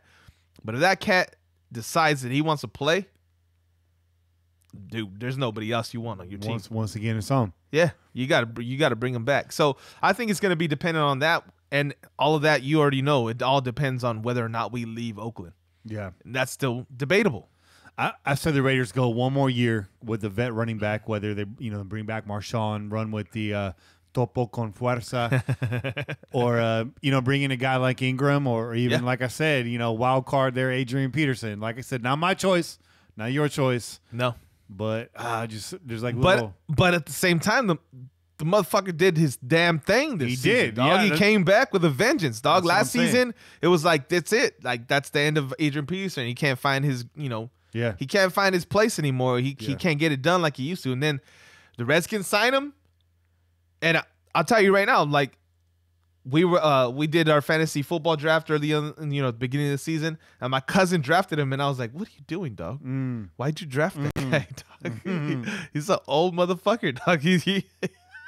Why'd you draft him so early?" And then all of a sudden, he had it right, man. Did his thing. He started doing his thing. So yeah, I mean, you never know. You never know. I think he did show he still has a little bit left. How much he has left, you wouldn't commit a whole lot of time or money to that guy. You got to be trying to get him on a discount for sure. If you do bring him in, I wouldn't be mad at it, trying to see what he has left and if it doesn't work out, then you let him go for cheap. You know what I mean? You just drop him or whatnot. But at the same time, if you got Lynch, you're going to run with Lynch, dog. Yeah. You go with Lynch. If Lynch wants to play, let him play. Con ganas, way. That's right. But Ingram, Ingram's not a bad. Nah, he's not a bad. It's not a bad consolation. Not a bad consolation, but he's going to cost us. He's going to cost us more than either of those two guys. I really believe that. We're going to overpay for Ingram. We're going to overpay for him, but it's a 1 year, maybe a 2 year rental. And buy one more year, get some youth in the draft, and come up that way. I don't see it this year, and I don't see this team with the needs that are on the roster going high on running back. Right. If you draft a guy, I'm not saying we're not going to, but it's going to come late, 5th round or later, right. And that's not going to be your starting running back this year.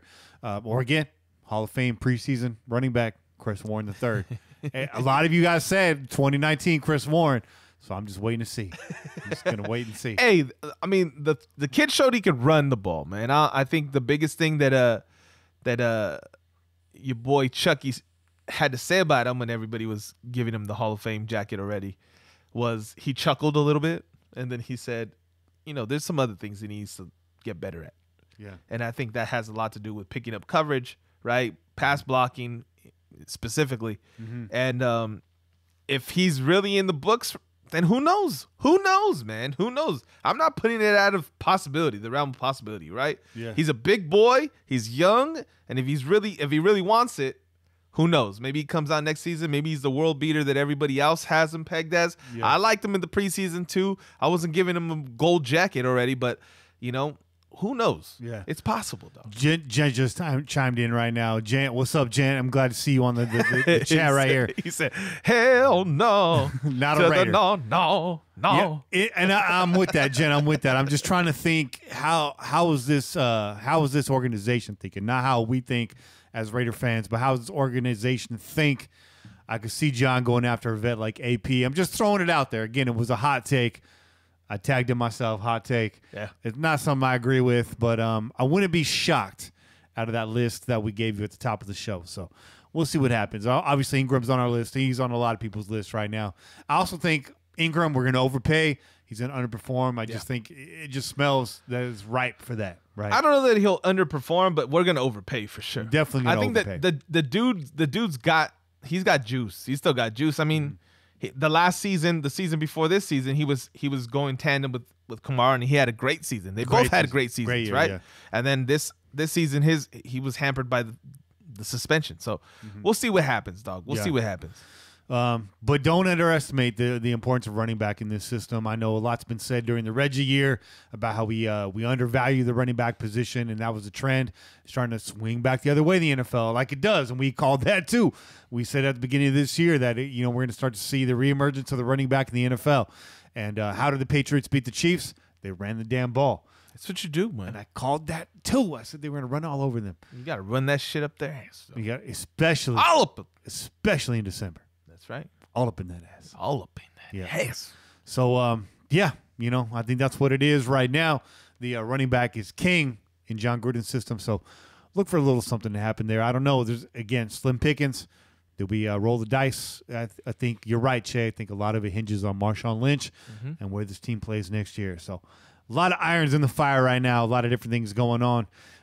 What else do we got? Is it time for shout-outs or? Let's do the shout-outs, dog. All right, man. Let's do some shout-outs. We got a shorter list this week.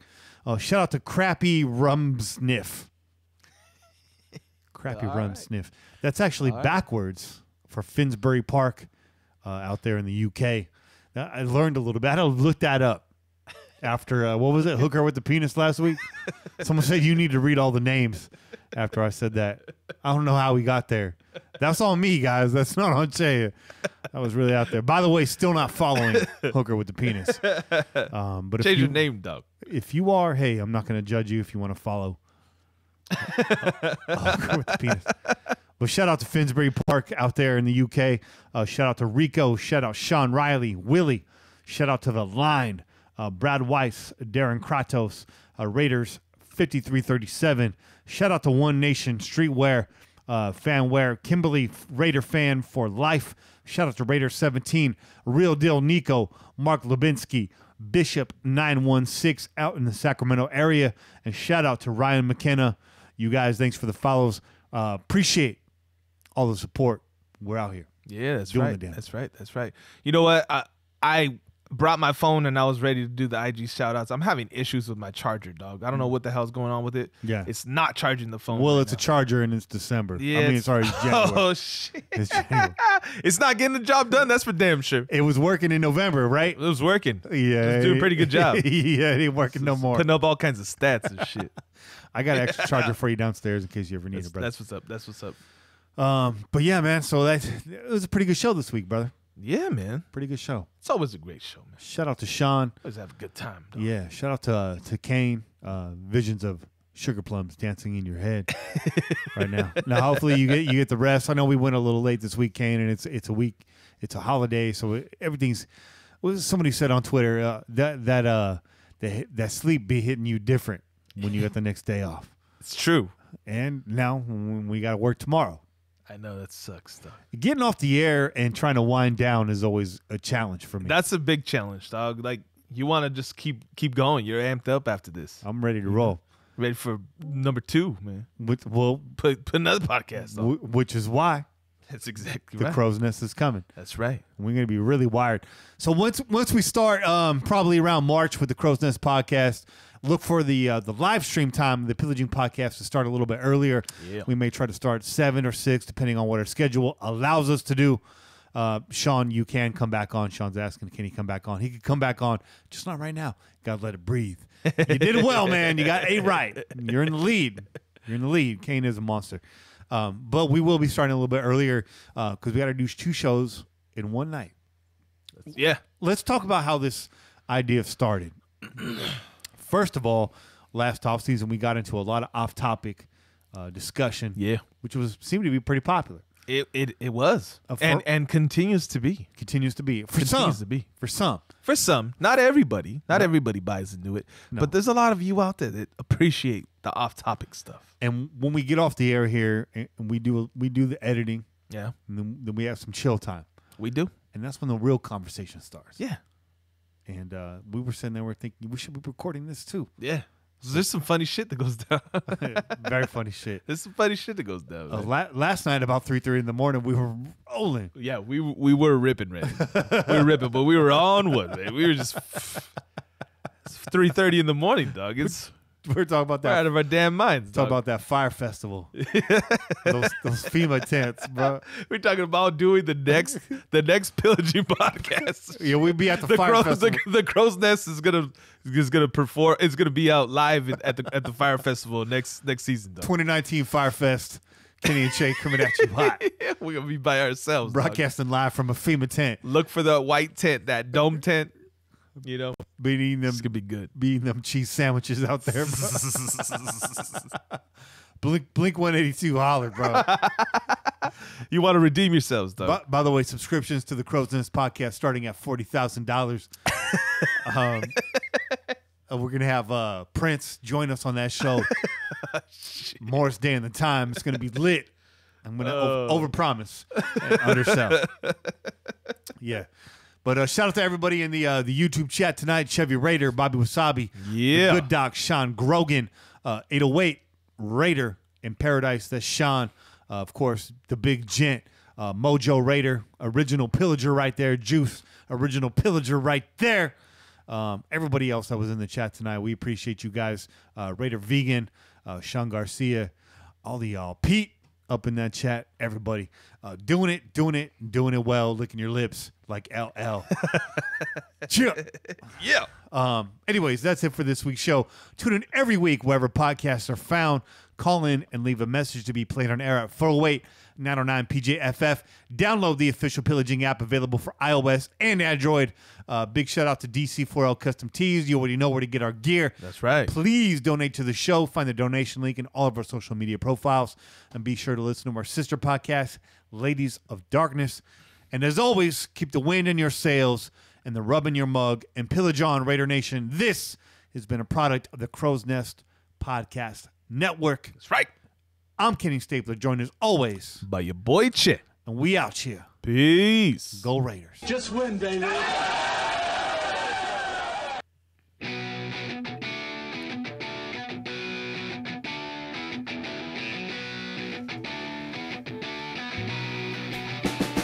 Like a freight train coming, you're blowing the town. Like a diesel motor, you never shut down.